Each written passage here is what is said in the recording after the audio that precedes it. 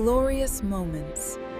അടിസ്ഥാന ഉപദേശങ്ങളെ കുറിച്ച് ചിന്തിക്കുകയായിരുന്നു. അതിൽ ആദ്യം നിർജ്ജീവ പ്രവൃത്തികളെ കുറിച്ചുള്ള മാനസാന്തരമാണ് ചിന്തിച്ചത്. രണ്ടാമത്തത് ദൈവത്തിങ്കിലെ വിശ്വാസമാണ്. നമ്മൾ ചിന്തിക്കുന്നില്ല, കാരണം ദൈവത്തിങ്കിലെ വിശ്വാസം നമ്മൾ വളരെ അധികമായി പഠിച്ചിട്ടുണ്ട്.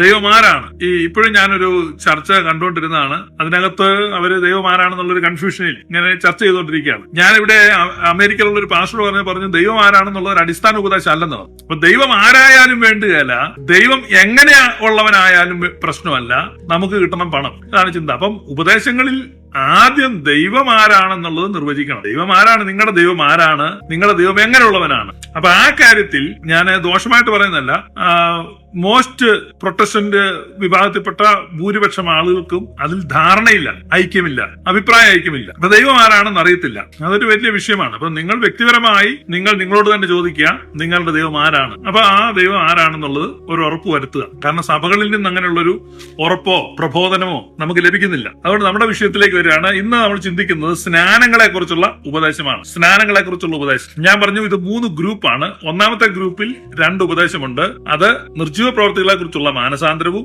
ദൈവത്തിങ്കിലെ വിശ്വാസവുമാണ്. രണ്ടാമത്തെ ഗ്രൂപ്പ് സ്നാനവും കൈവപ്പുമാണ്. മൂന്നാമത്തെ ഗ്രൂപ്പ് പുനരുത്ഥാനവും നിത്യശിക്ഷാവിധിയുമാണ്. 3 ഗ്രൂപ്പാണ്, 6 ഉപദേശമാണ്. 3 ഗ്രൂപ്പിൽ ഒന്നാമത്തെ ഗ്രൂപ്പ് മാനസാന്തരം, വിശ്വാസം. രണ്ടാമത്തെ ഗ്രൂപ്പ് സ്നാനം, കൈവപ്പ്. മൂന്നാമത്തെ ഗ്രൂപ്പ് പുനരുത്ഥാനം, നിത്യശിക്ഷാവിധി. ഇങ്ങനെ 3 ഗ്രൂപ്പിലായിട്ട് 6 ഉപദേശം. അതിൽ നമ്മൾ രണ്ടാമത്തെ ഗ്രൂപ്പിൽ ആദ്യത്തെ ഉപദേശം, അതായത് മൂന്നാമത്തെ ഉപദേശം സ്നാനങ്ങളെ കുറിച്ചുള്ള ഉപദേശം. It is very important, that is very foundational doctrine. അപ്പൊ അടിസ്ഥാനപരമായ ഒരു വിശ്വാസം, അടിസ്ഥാനപരമായ ഒരു ഉപദേശമാണ് സ്നാനങ്ങളെ കുറിച്ചുള്ള ഉപദേശം. ഇത് നമുക്ക് വലിയ പ്രശ്നമാണ് ഇന്ന് മലയാളികളുടെ ഇടയിൽ. മലയാളി പെന്തക്കോസ്തുകാരെന്ന് തന്നെ പറയാം, കാരണം അവരാണ് കൂടുതൽ. അപ്പൊ മലയാളി പെന്തക്കോസ്തുകാരുടെ ഇടയിൽ കൺഫ്യൂഷൻ ഉള്ള ഒരു വിഷയമാണ് സ്നാനം. അപ്പൊ സ്നാനത്തെ കുറിച്ച് പറയുമ്പോൾ പല സ്നാനങ്ങളുണ്ട്. അതുകൊണ്ടാണ് സ്നാനത്തിന്റെ ഉപദേശം എന്നല്ല. അവിടെ നിങ്ങൾ നോക്കുമ്പോൾ സ്നാനങ്ങളെ കുറിച്ചുള്ള ഉപദേശം, ഡിഫറെന്റ് കൈൻഡ്സ് ഓഫ് ബാപ്റ്റിസം, പലതരത്തിലുള്ള സ്നാനമാണ്. ഇപ്പൊ നമുക്കറിയാം യോഹന്നാന്റെ സ്നാനം. അപ്പോസ്തല പ്രവൃത്തി 19 എഫേസോസിൽ വെച്ച് ചില ആളുകളെ കാണുമ്പോൾ നിങ്ങൾ പരിശുദ്ധാത്മാവിനെ പ്രാപിച്ചുവോ എന്ന് ചോദിക്കുന്നു. അപ്പോൾ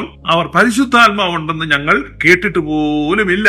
അപ്പൊ പൗലൂസിന്റെ ഒരു സംശയം, അപ്പൊ പരിശുദ്ധാത്മാവെന്ന് നിങ്ങൾ കേട്ടിട്ടില്ലേ? പരിശുദ്ധാത്മാവെന്ന് കേട്ടിട്ടില്ലെങ്കിൽ അത് കുഴപ്പമാണല്ലോ. അപ്പൊ അടുത്ത ചോദ്യം, അപ്പോൾ നിങ്ങളുടെ സ്നാനം ഏതാ? കാരണം കറക്റ്റ് സ്നാനമാണ് ഇവർ പെട്ടതെങ്കിൽ പരിശുദ്ധാത്മാവെന്ന വാക്ക് ഇവർ കേൾക്കും. കാരണം സ്നാനം പിതാവിന്റെയും പുത്രന്റെയും പരിശുദ്ധാത്മാവിന്റെയും നാമത്തിലാണ്. അപ്പോസ്തല പ്രവൃത്തി 19:1. അപ്പല്ലോസ് കൊരിന്തിലിരിക്കുമ്പോൾ പൗലൂസ് ഉൾപ്രദേശങ്ങളിൽ കൂടി സഞ്ചരിച്ച് എഫേസോസിൽ എത്തി ചില ശിഷ്യന്മാരെ കണ്ടു. നിങ്ങൾ വിശ്വസിച്ചിട്ട് പരിശുദ്ധാത്മാവിനെ പ്രാപിച്ചുവോ എന്ന് അവരോട് ചോദിച്ചതിന് പരിശുദ്ധാത്മാവ് ഉണ്ടെന്ന് പോലും ഞങ്ങൾ കേട്ടിട്ടില്ല എന്നവർ പറഞ്ഞു. അപ്പൊ അടുത്ത ചോദ്യം പൗലൂസിന്റെ, എന്നാൽ ഏതായിരുന്നു നിങ്ങളുടെ സ്നാനം എന്നവൻ അവരോട് ചോദിച്ചതിന് യോഹന്നാന്റെ സ്നാനം എന്നവർ. പൗലൂസ് യോഹന്നാൻ മാനസാന്തര സ്നാനം അത്ര കഴിപ്പിച്ചു. തന്റെ പിന്നാലെ വരുന്നവനായി യേശുവിൽ വിശ്വസിക്കണം എന്ന് ജനത്തോട് പറഞ്ഞു. ഇത് കേട്ടാറെ അവർ കർത്താവായ യേശുവിന്റെ നാമത്തിൽ സ്നാനമേറ്റു. ഇതാണ് ഈ യേശു നാമക്കാർ പൊക്കി പിടിച്ചുകൊണ്ട് നടക്കുന്നത്. യേശുവിന്റെ നാമത്തിൽ സ്നാനമേറ്റു. യേശുവിന്റെ നാമത്തിൽ സ്നാനമേറ്റു എന്ന് പറഞ്ഞാൽ അത് പിതാവിന്റെയും പരിശുദ്ധാത്മാവിന്റെയും നാമത്തിലാണ് ആ സ്നാനം നടത്തുന്നത്. അതുകൊണ്ടാണ് പൗലൂസ് പരിശുദ്ധാത്മാവെന്ന് കേട്ടിട്ടേ ഇല്ലെന്ന് പറഞ്ഞ അടുത്ത സെക്കൻഡ് ചോദിച്ചു, ഏതായിരുന്നു നിങ്ങളുടെ സ്നാനം? കാരണം സ്നാനം കറക്റ്റ് ആണെങ്കിൽ പരിശുദ്ധാത്മാവെന്ന് കേൾക്കും. സ്നാനം കൃത്യമായ സ്നാനമാണ് ഏറ്റെങ്കിൽ പരിശുദ്ധാത്മാവെന്ന് കേട്ടിരിക്കും. കാരണം പിതാവിന്റെയും പുത്രന്റെയും പരിശുദ്ധാത്മാവിന്റെയും നാമത്തിൽ സ്നാപനം നൽകുന്നു. അപ്പൊ പരിശുദ്ധാത്മാവെന്ന വാക്ക് കേട്ടിട്ടില്ല എന്ന് പറഞ്ഞപ്പോഴേ പൗലൂസിന് മനസ്സിലായി, നമ്മുടെ നാടൻ ഭാഷ പറഞ്ഞ പൗലൂസിന് കത്തി. ഇവര് സ്നാനപ്പെട്ടിട്ടില്ല. അപ്പൊ അതുകൊണ്ട് സ്നാനം പിതാവിന്റെ പുത്രന്റെ പരിശുദ്ധാത്മാവിന്റെ നാമത്തിൽ. അപ്പൊ യോഹന്നാന്റെ സ്നാനമുണ്ട്, പിന്നെ യേശുക്രിസ്തു ഏറ്റ സ്നാനമുണ്ട്, പിന്നെ യേശുക്രിസ്തുവിന്റെ ശിഷ്യന്മാർ നടത്തിയ സ്നാനമുണ്ട്, പിന്നെ ക്രിസ്തീയ സ്നാനമുണ്ട്, പിന്നെ പൗലൂസ് കൊരിന്ത്യത്തിൽ പറയുന്ന 15-ാം അധ്യായത്തിൽ പറയുന്ന മരിച്ചവർക്ക് വേണ്ടിയുള്ള ഒരു സ്നാനമുണ്ട്, പിന്നെ ആത്മസ്നാനമുണ്ട്, പിന്നെ അഗ്നിസ്നാനമുണ്ട്. കണ്ടോ ഇപ്പൊ സ്നാനം എത്രയായി? അപ്പം യോഹന്നാന്റെ സ്നാനം, യേശു ഏറ്റ സ്നാനം, യേശുവിന്റെ ശിഷ്യന്മാർ നടത്തിയ സ്നാനം, ക്രിസ്തീയ സ്നാനം, ആത്മസ്നാനം, അഗ്നിസ്നാനം, മരിച്ചവർക്ക് വേണ്ടിയുള്ള സ്നാനം, 7 സ്നാനം. അപ്പൊ ഈ സ്നാനങ്ങളെ കുറിച്ചെല്ലാം ഒരു ബോധം ഉണ്ടായിരിക്കണം. അതാണ് സ്നാനങ്ങളെ കുറിച്ചുള്ള ഉപദേശം. നമുക്കത് ഓരോന്നോരോന്ന് പെട്ടെന്ന് അങ്ങോട്ട് ചിന്തിക്കാം. ഈ മരിച്ചവർക്ക് വേണ്ടിയുള്ള സ്നാനം അത് വളരെ എളുപ്പമാണ്. മരിച്ചവർക്ക് വേണ്ടിയുള്ള സ്നാനം നമുക്കറിയാം. നമ്മുടെ നാട്ടിൽ പമ്പാ സ്നാനം, ഗംഗാ സ്നാനം, ആലുവാപ്പുഴ സ്നാനം ഒക്കെ ഉണ്ട്. ആലുവ മണപ്പുറത്തൊക്കെ ശിവരാത്രി സമയത്തൊക്കെ പിതൃക്കൾക്ക് വേണ്ടിയാണ്, അതായത് മരിച്ചവർക്ക് വേണ്ടിയാണ് ജീവിച്ചിരിക്കുന്നവർ സ്നാനം ഏൽക്കുന്നത്. അപ്പൊ അത് ഒരു ബിബ്ലിക്കൽ ഡോക്ട്രിൻ ഒന്നും അല്ല. അത് പൗലൂസ് ഒരു കാര്യം തെളിയിക്കാൻ വേണ്ടി പറയുന്നതാണ്. നമ്മൾ പലപ്പോഴും ഈ മരിച്ചവർക്ക് വേണ്ടി സ്നാനം ഉണ്ടെന്ന് പറഞ്ഞ് ചില മരിച്ചവർക്ക് വേണ്ടിയൊക്കെ ഇവിടെ ഈ മൊർമോൺ സഭ എന്ന് പറഞ്ഞൊരു സഭയുണ്ട്. അവർ മരിച്ചുപോയവർക്ക് വേണ്ടി ഇങ്ങനെ സ്നാനം കൊടുക്കും. അവർ മഹാത്മാഗാന്ധി ഈയിടെ സ്നാനപ്പെടുത്തും. മഹാത്മാഗാന്ധി നല്ലൊരു മനുഷ്യനല്ലേ, ഇനി സ്നാനപ്പെട്ടില്ലെങ്കിൽ അങ്ങനെ.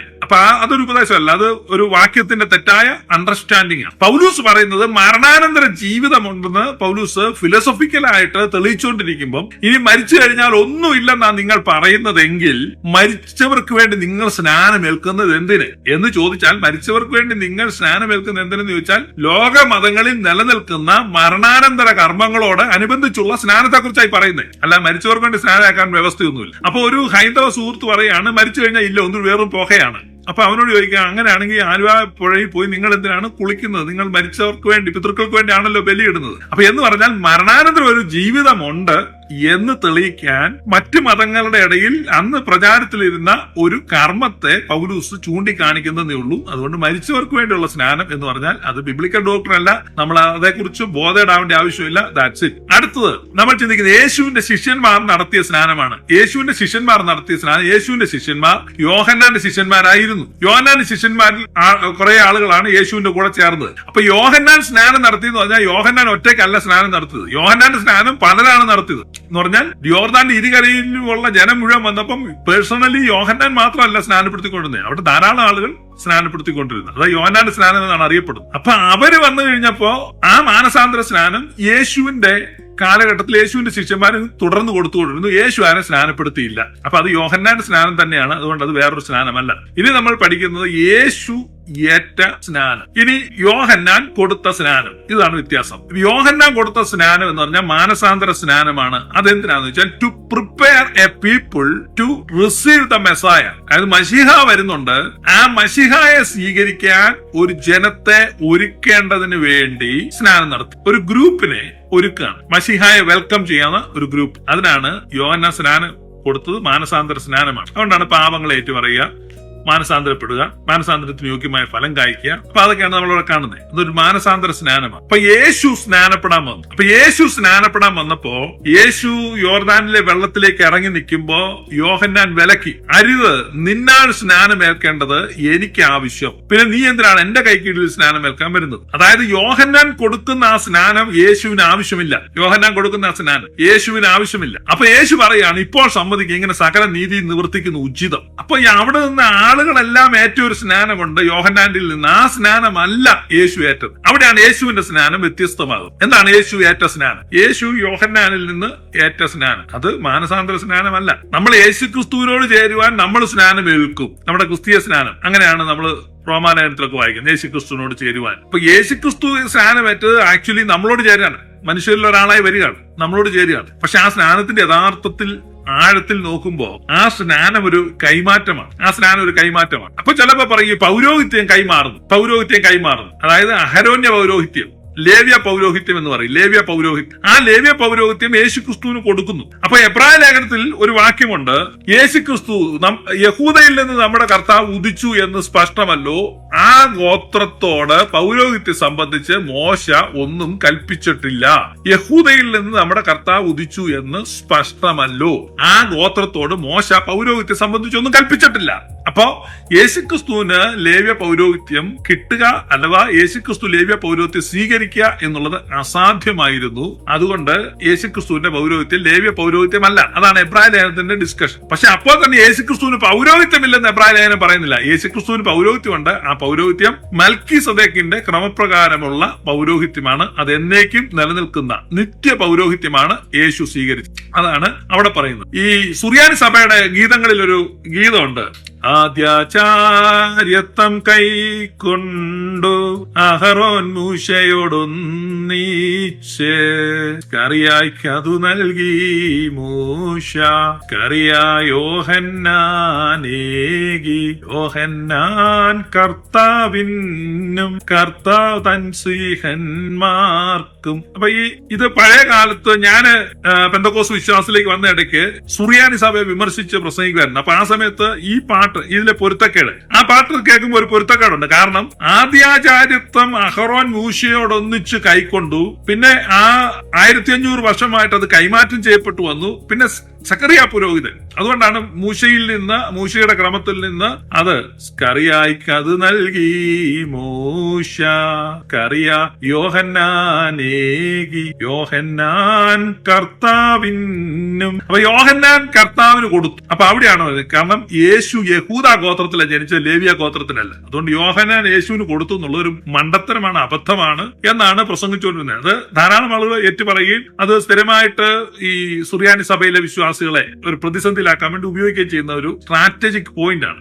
ഒരുപാട് ആളുകൾ അതിൽ കൺവിൻസ്ഡ് ആയിട്ടുണ്ട്, ഇപ്പോഴും കൺവിൻസ്ഡ് ആയിക്കൊണ്ടിരിക്കുന്നു. സത്യത്തിൽ ഈ യോഹന്നാൻ മരുഭൂമിയിൽ കുമ്രാൻ സൊസൈറ്റിയിൽ ചേർന്നു. കുമ്രാൻ സമൂഹം എന്ന് പറഞ്ഞു കഴിഞ്ഞാൽ യസീനുകളാണ്. യസീനുകൾ എന്ന് പറഞ്ഞാൽ അവര് ലോകത്തോടുള്ള വിരക്തിയിൽ മരുഭൂമിയിൽ വേർപാടുകാരാണ്. വേർപെട്ട് അങ്ങ് പോവുക. നമ്മൾ ഈ പഴയ നിയമം വായിച്ചിട്ട് പുതിയ നിയമത്തിലേക്ക് വരുമ്പോൾ പെട്ടെന്ന് പഴയ നിയമത്തിൽ കാണാത്ത കുറെ പേരെ പുതിയ നിയമത്തിൽ കാണാം. ഉദാഹരണം പരീശന്മാർ പഴയ നിയമത്തിൽ ഇല്ല. സദൂക്യന്മാർ ഇപ്പൊ ഇങ്ങനെയുള്ളവരൊക്കെ പെട്ടെന്ന് വരികയാണ്. എരിവുകാർ, യസനീറുകൾ, ഇതെല്ലാം വരികയാണ്. അപ്പം ഈ 440 വർഷം പഴയ നിയമത്തിനും പുതിയ നിയമത്തിനും ഇടയ്ക്ക് സൈലന്റ് ഇയേഴ്സ് ഉണ്ട്. മലാഖിക്കും മത്തായിക്കും ഇടയ്ക്ക് ഈ സൈലന്റ് ഇയേഴ്സിൽ ഒത്തിരി സംഭവവികാസങ്ങളൊക്കെ നടന്ന അതേ തുടർന്നാണ് യഹൂദ സമൂഹത്തിൽ പരീശന്മാര്, സദൂക്യന്മാര്, എരിവുകാര്, യസനീറുകള്, ഇങ്ങനെ പല ഗ്രൂപ്പ് ഉണ്ടായിരുന്നു. അപ്പൊ ഞാൻ നിങ്ങൾക്ക് മനസ്സിലാക്കാൻ എളുപ്പത്തിന് പറയാം, ഈ സൊസൈറ്റി എങ്ങനെ പോകുന്നോ ആ സൊസൈറ്റിയോട് ചേർന്ന് അങ്ങനെ തന്നെ പോകുക. സൊസൈറ്റി എങ്ങനെ പോകുന്നോ ആ സൊസൈറ്റിയോട് ചേർന്ന്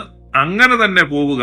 അവരാണ് സദൂക്യന്മാർ. എന്നാൽ സൊസൈറ്റി എങ്ങനെ പോയാലും വേണ്ടിയല്ല, പഴമയും പാരമ്പര്യവും പഴയ പതിവുകളും പിടിച്ചു നിൽക്കണം എന്ന് പറഞ്ഞ് ഗോ ബാക്ക് എന്ന് പറയുന്നവരാണ് പരീശന്മാർ. ഗോ ബാക്ക് എന്ന് പറയുന്നത് പരീശന്മാർ. ഗോ വിത്ത് ദ സൊസൈറ്റി എന്ന് പറയുന്നത് സദൂക്യന്മാർ. ഗോ ഫോർവേഡ്, മുന്നോട്ട് പോവുക. വിപ്ലവമാണ്, പുരോഗതിയാണ്, വിശാലതയാണ്, സ്വാതന്ത്ര്യമാണ്, സമത്വമാണ്. ഗോ ഫോർവേഡ് എന്ന് പറയുന്നവരാണ് എരിവുകാർ അഥവാ സെലറ്റ്സ്. സൈമൺ ദ സെലറ്റ്, എരിവുകാരനായ ശീമോൻ, അത് വിപ്ലവകാരികളാണ്, തീവ്രവാദികൾ എന്ന് വേണം. അങ്ങനെ ഒരു ഗ്രൂപ്പ് ഉണ്ടായിരുന്നു. അപ്പൊ 3 ഗ്രൂപ്പായി. ഒന്ന് പുറകോട്ട് പോകാൻ പറയുന്ന ഗോബായിക്ക് പറയുന്നു, ഒന്ന് മുന്നോട്ട് പോകാൻ പറയുന്ന വിപ്ലവകാരികൾ. അപ്പൊ പുറകോട്ട് പോകാൻ പറയുന്ന പരീശന്മാരും മുന്നോട്ട് പോകാൻ പറയുന്ന വിപ്ലവകാരികളും. എന്നാൽ ഒരു കുഴപ്പമില്ല, നമുക്ക് ഈ ഒപ്പം പോയാൽ മതി എന്ന് പറയുന്നവരാണ് സദൂക്യന്മാർ. അപ്പൊ പറയാണ് ഇതൊന്നും ശരിയല്ല, ഇവരിൽ നിന്ന് വേർപെട്ട് ഇവന്മാരുടെ ഒന്നും ഇടയ്ക്ക് നിൽക്കേണ്ട എന്ന് പറഞ്ഞാൽ അവരിൽ നിന്ന് വേർപെട്ട് ഗോ ഔട്ട് ദ സൊസൈറ്റി എന്ന് പറഞ്ഞവരാണ് യസനീറുകൾ. ഇപ്പൊ 4 ഗ്രൂപ്പായി. ഗോബായിക്ക് group, go with group, go forward group, go out group, അങ്ങനെ 4 ഗ്രൂപ്പ്. ഇതാണ് യഹൂദന്മാരുടെ പശ്ചാത്തലം. അപ്പൊ ഈ ഗോ ഔട്ട് എന്ന് പറയുന്ന ആ ഗ്രൂപ്പിലാണ് യോഹന്നാൻ. കാരണം യോഹന്നാന് 2 വയസ്സ് ആയപ്പോ സക്കറിയ പുരോഹിതൻ കൊല്ലപ്പെട്ടു. യോഹന്നാൻ 2 വയസ്സായപ്പോ. കാരണം ഈ യേശുവിന് 2 വയസ്സിൽ താഴെയുള്ള ആൺകുട്ടികളെല്ലാം കൊല്ലുവാൻ ഹെരോദാവ് കൽപ്പന പുറപ്പെടുവിച്ചു. ഞാൻ പറഞ്ഞ 2 വയസ്സ് 2 വയസ്സിൽ താഴെ. ഈ യോഹന്നാനെ ഒളിപ്പിക്കാൻ വേണ്ടി എലിശഭായും സക്കറിയാവും കൂടെ പോകുന്ന സമയത്ത് യോഹന്നാനെ ഒളിപ്പിച്ചു. അപ്പൊ അതിനിടയിൽ ഭടന്മാർ സക്കറിയാവിനെ കൊന്നു. സക്കറിയാവ് കൊല്ലപ്പെട്ടു. ഒരു മെസ്സേജ് അത് എവിടെയാണ് പറയുന്നത്? അത് പ്രോട്ടോ ഇവാഞ്ചലിയോൺ എന്ന ഒരു ബുക്കുണ്ട്, സെന്റ് ജെയിംസ് എഴുതിയ ബുക്കാണ്. ആ ബുക്കിനകത്ത് പറഞ്ഞിട്ടുള്ള. അപ്പൊ അങ്ങനെ ഈ സക്കറിയ പുരോഹിതൻ കൊല്ലപ്പെട്ടു. പിന്നീട് ഈ യോഹന്നാൻ എലിശബ അധികം കഴിയുന്നതിന് മരിച്ചു. അങ്ങനെ അപ്പനും അമ്മയും നഷ്ടപ്പെട്ട യോഹന്നാൻ കുമ്രാൻ സൊസൈറ്റി പോയി അവിടെയാണ് താമസിച്ചത്.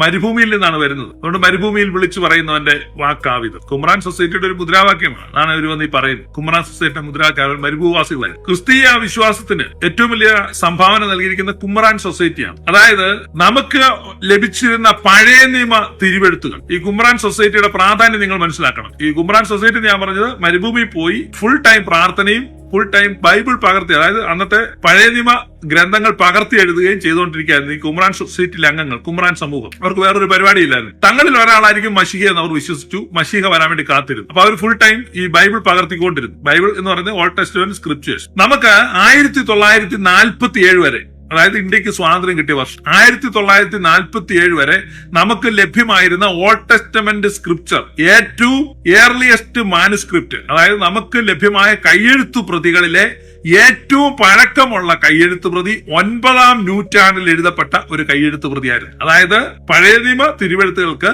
9 നൂറ്റാണ്ടുകൾ എന്ത് സംഭവിച്ചെന്ന് ആർക്കും അറിയത്തില്ല. കാരണം നമുക്ക് കിട്ടിയ ഏറ്റവും പഴയ കോപ്പി 9-ാം നൂറ്റാണ്ടിലെയാണ്. അപ്പൊ 9-ാം നൂറ്റാണ്ടിലെ പഴയ നിയമ തിരുവെഴുത്ത് വെച്ചിട്ടാണ് നമ്മൾ ക്രിസ്ത്യൻ ചർച്ച് മുൻപോട്ട് പോയിക്കൊണ്ടിരുന്നത്. അപ്പോൾ നമുക്കെതിരെ ഉണ്ടായിരുന്ന ക്രിസ്ത്യൻ ചർച്ചിനെതിരെ ഉണ്ടായിരുന്ന, ഞാൻ ഈ ക്രിസ്ത്യൻ ചർച്ച് എന്ന് പറയുമ്പോൾ പ്രൊട്ടസ്റ്റന്റുകാരെ ഉദ്ദേശിച്ചല്ല പറയുന്നത്, അവർ 16-ാം നൂറ്റാണ്ടിൽ ഉണ്ടായത്. അപ്പൊ ഈ ക്രിസ്ത്യൻ ചർച്ചിനെതിരെ ഉണ്ടായിരുന്ന ആരോപണം പഴയ നിയമത്തെ നിങ്ങൾ തിരുത്തി. കാരണം പുതിയ നിയമത്തിൽ അസാധാരണമായ വിധത്തിൽ പ്രവചനങ്ങൾ ഒത്തിരിക്കുന്നു. പഴയ നിയമത്തിലെ പല പ്രവചനങ്ങളും അള്ളിപുള്ളി തെറ്റാതെ അക്ഷരം പ്രതി പുതിയ നിയമത്തിൽ നിറവേറിയിരിക്കുക അത്ഭുതമാണ്. അപ്പോ ലോകത്തിലെ ഇതര മതസ്ഥരും യഹൂദന്മാർ തന്നെയും ആരോപണം ഉന്നയിച്ചു. കാരണം ക്രിസ്ത്യൻ ചർച്ചിന്റെ ഇൻഫ്ലുവൻസ് ഉപയോഗിച്ച്. കാരണം യഹൂദന്മാരുടെ ദൈവാലയം തകർക്കപ്പെട്ടു, അവർ പ്രവാസികളായി, അവർ ചിതറപ്പെട്ടു, അവരുടെ തിരുവെഴുത്തുകൾ നഷ്ടപ്പെട്ടു. അപ്പോ ക്രിസ്ത്യൻ ചർച്ചിന് ഭയങ്കര ഇൻഫ്ലുവൻസ് ആയി. കാരണം റോമ സാമ്രാജ്യം മറ്റും ക്രിസ്ത്യനൈസ് ആയി. അതുകൊണ്ട് ആ സ്വാധീനം ഉപയോഗിച്ച് പഴയ നിയമ തിരുവെഴുത്തുകൾ പുതിയ നിയമത്തിന്റെ ഉപദേശത്തിനനുസരിച്ച് തിരുത്തിയതാണ്. അല്ലാതെ ഇതൊരിക്കലും പഴയ നിയമത്തിലെ പ്രവചനങ്ങളൊന്നും നിറവേറുന്നതല്ല.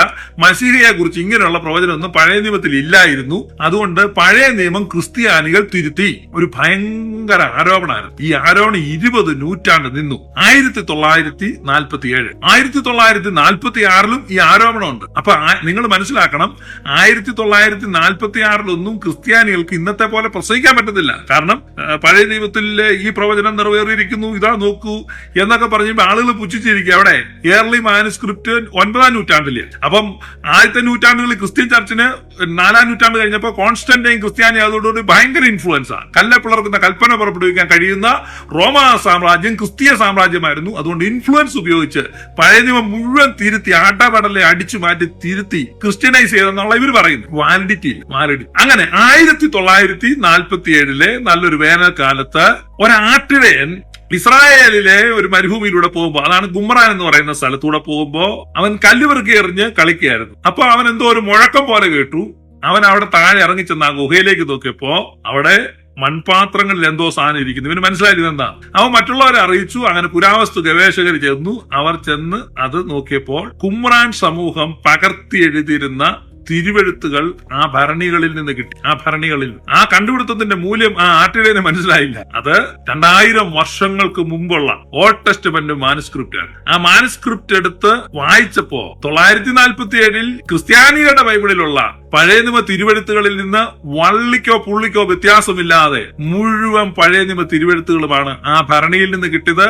അത് ഏർലിയസ്റ്റ് മാനുസ്ക്രിപ്റ്റ് അന്ന് വരെ 9ാം നൂറ്റാണ്ടിലെ ആയിരുന്നെങ്കിൽ അത് ക്രിസ്തുവിന് മുമ്പുള്ള മാനുസ്ക്രിപ്റ്റുകൾ നമുക്ക് ലഭിച്ചു. അതാണ് കുമ്രാൻ സമൂഹത്തിന്റെ സംഭാവന. അതാണ് കുമ്രാൻ സൊസൈറ്റിയും ക്രിസ്ത്യാനിറ്റിയും തമ്മിലുള്ള ബന്ധം. ആ കുമ്രാൻ സ്ക്രോൾസ് ഇന്ന് ബ്രിട്ടീഷ് മ്യൂസിയത്തിൽ വെച്ചിട്ടുണ്ട്. ഞാനത് നേരിട്ട് കണ്ടിട്ടുണ്ട്. നിങ്ങൾക്കും കാണാവുന്നതാണ്. ഇംഗ്ലണ്ടിൽ ഒരുപാട് മലയാളികളുണ്ട്. പക്ഷെ അവർ പൗണ്ട് സമ്പാദിക്കുന്ന കാര്യത്തിൽ മാത്രമാണ് വ്യാപൃതരായിരിക്കുന്നത്. ബ്രിട്ടീഷ് മ്യൂസിയം ഉണ്ടെന്ന് തന്നെ പലർക്കും അറിയത്തില്ല. അവിടെ ബ്രിട്ടീഷ് മ്യൂസിയം എന്ന് പറഞ്ഞൊരു സംഭവം ലണ്ടനിലുണ്ട്. It is free. ലോകത്തിലെ ഏറ്റവും വലിയ മ്യൂസിയമാണ്. നിങ്ങൾ മനസ്സിലാക്കുക, ദർ ഇസ് നോ എൻട്രി. ഒരു ഫീസും കൊടുക്കാതെ നിങ്ങൾക്ക് കയറി കാണാം. Just go there.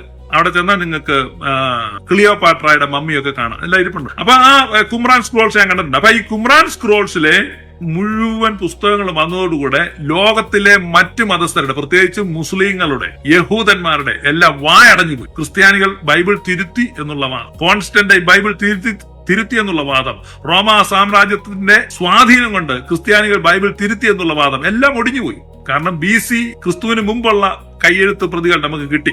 അപ്പൊ അതാണ് കുമ്രാൻ സൊസൈറ്റി. അപ്പൊ ഈ കുമ്രാൻ സൊസൈറ്റിയിലെ അംഗമായിരുന്നു സ്നാപകയോഹന്നാൻ. കുമ്രാൻ സൊസൈറ്റിയിൽ നിന്നാണ് സ്നാപകയോഹന്നാൻ വന്ന് ഈ സ്നാനം നടത്താൻ തുടങ്ങി. To prepare people to welcome Messiah, മസിഹായെ വെൽക്കം ചെയ്യാൻ വേണ്ടിയുള്ള ഗ്രൂപ്പ്. അതായിരുന്നു യോഹന്നാന്റെ സ്നാനം. പക്ഷെ യേശു ഇവിടെ സ്നാനപ്പെടാൻ നിൽക്കുമ്പോ പൗരോഹിത്യ കൈമാറ്റമാണ് അവിടെ നടക്കുന്നത്. പൗരോഹിത്യ കൈമാറ്റം. അപ്പൊ ഇതെങ്ങനെ നടക്കും? ലേവ്യ പൗരോഹിത്യം എങ്ങനെയാണ് യേശുവിനോട്? പൗരോഹിത്യം കൈമാറാൻ 30 വയസ്സിന് മുകളിൽ നമ്മൾ ഓൾഡ് ടെസ്റ്റ്മെന്റ് വായിക്കും. അങ്ങനെയാണ് പൗരോഹിത്യം കൊടുക്കുന്നതൊക്കെ. അതിന് ധാരാളം വാക്യങ്ങളുണ്ട്. ഞാനതിൽ ഒരു വാക്യം വായിക്കും. പൗരോഹിത്യ ശുശ്രൂഷ ഏൽക്കുന്നതിന് മുമ്പ് ഒരു സ്നാനമാണ്. പുറപ്പാട് പുസ്തകം 29.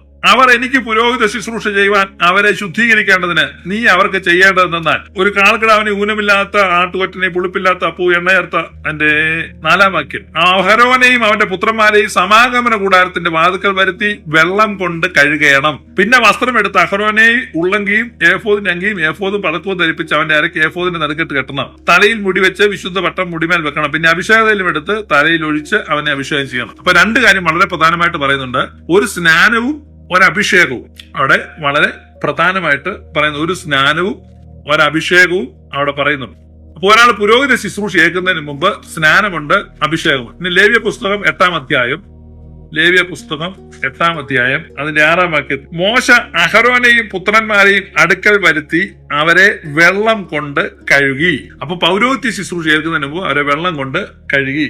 ഇനി മറ്റൊരു വാക്യം വായിക്കാം. സംഖ്യാപുസ്തകം 8-ാം അധ്യായം 7-ാം വാക്യം. സംഖ്യാപുസ്തകം 8-ാം അധ്യായം 7-ാം വാക്യം. അവരെ ശുചീകരിക്കേണ്ടതിന് ഇങ്ങനെ ചെയ്യണം, പാപപരിഹാര ജലം അവരുടെ മേൽ തളിക്കണം. യഹോവ പിന്നെയും മോശയോട് അരുളി ചെയ്തിരുന്ന ലേവ്യരെ ഇസ്രായേൽ മക്കളുടെ ഇടയിൽ നിന്നെടുത്ത് ശുദ്ധീകരിക്കുക. അവരെ ശുദ്ധീകരിക്കേണ്ടതിന് ഇങ്ങനെ ചെയ്യണം, പാപപരിഹാര ജലം അവരുടെ മേൽ തളിക്കണം. Sprinkle the water. അപ്പൊ ഇതാണ് പൗരോഹിത്യ ശുശ്രൂഷ. അപ്പൊ ഈ പൗരോഹിത്യ ശുശ്രൂഷയ്ക്ക് വേണ്ടിയാണ് യേശു കർത്താവ് ഈ യോർദാൻ നദിയിൽ ഇറങ്ങി നിൽക്കും. ഇപ്പൊ യോർദാൻ നദിയിൽ ഇറങ്ങി നിൽക്കുമ്പോ ലേവ്യ പൗരോഹിത്യം ഒരു സമയത്ത് ഭൂമിയിൽ ദൈവത്തിന്റെ രണ്ട് പൗരോഹിത്യം നിൽക്കത്തില്ല.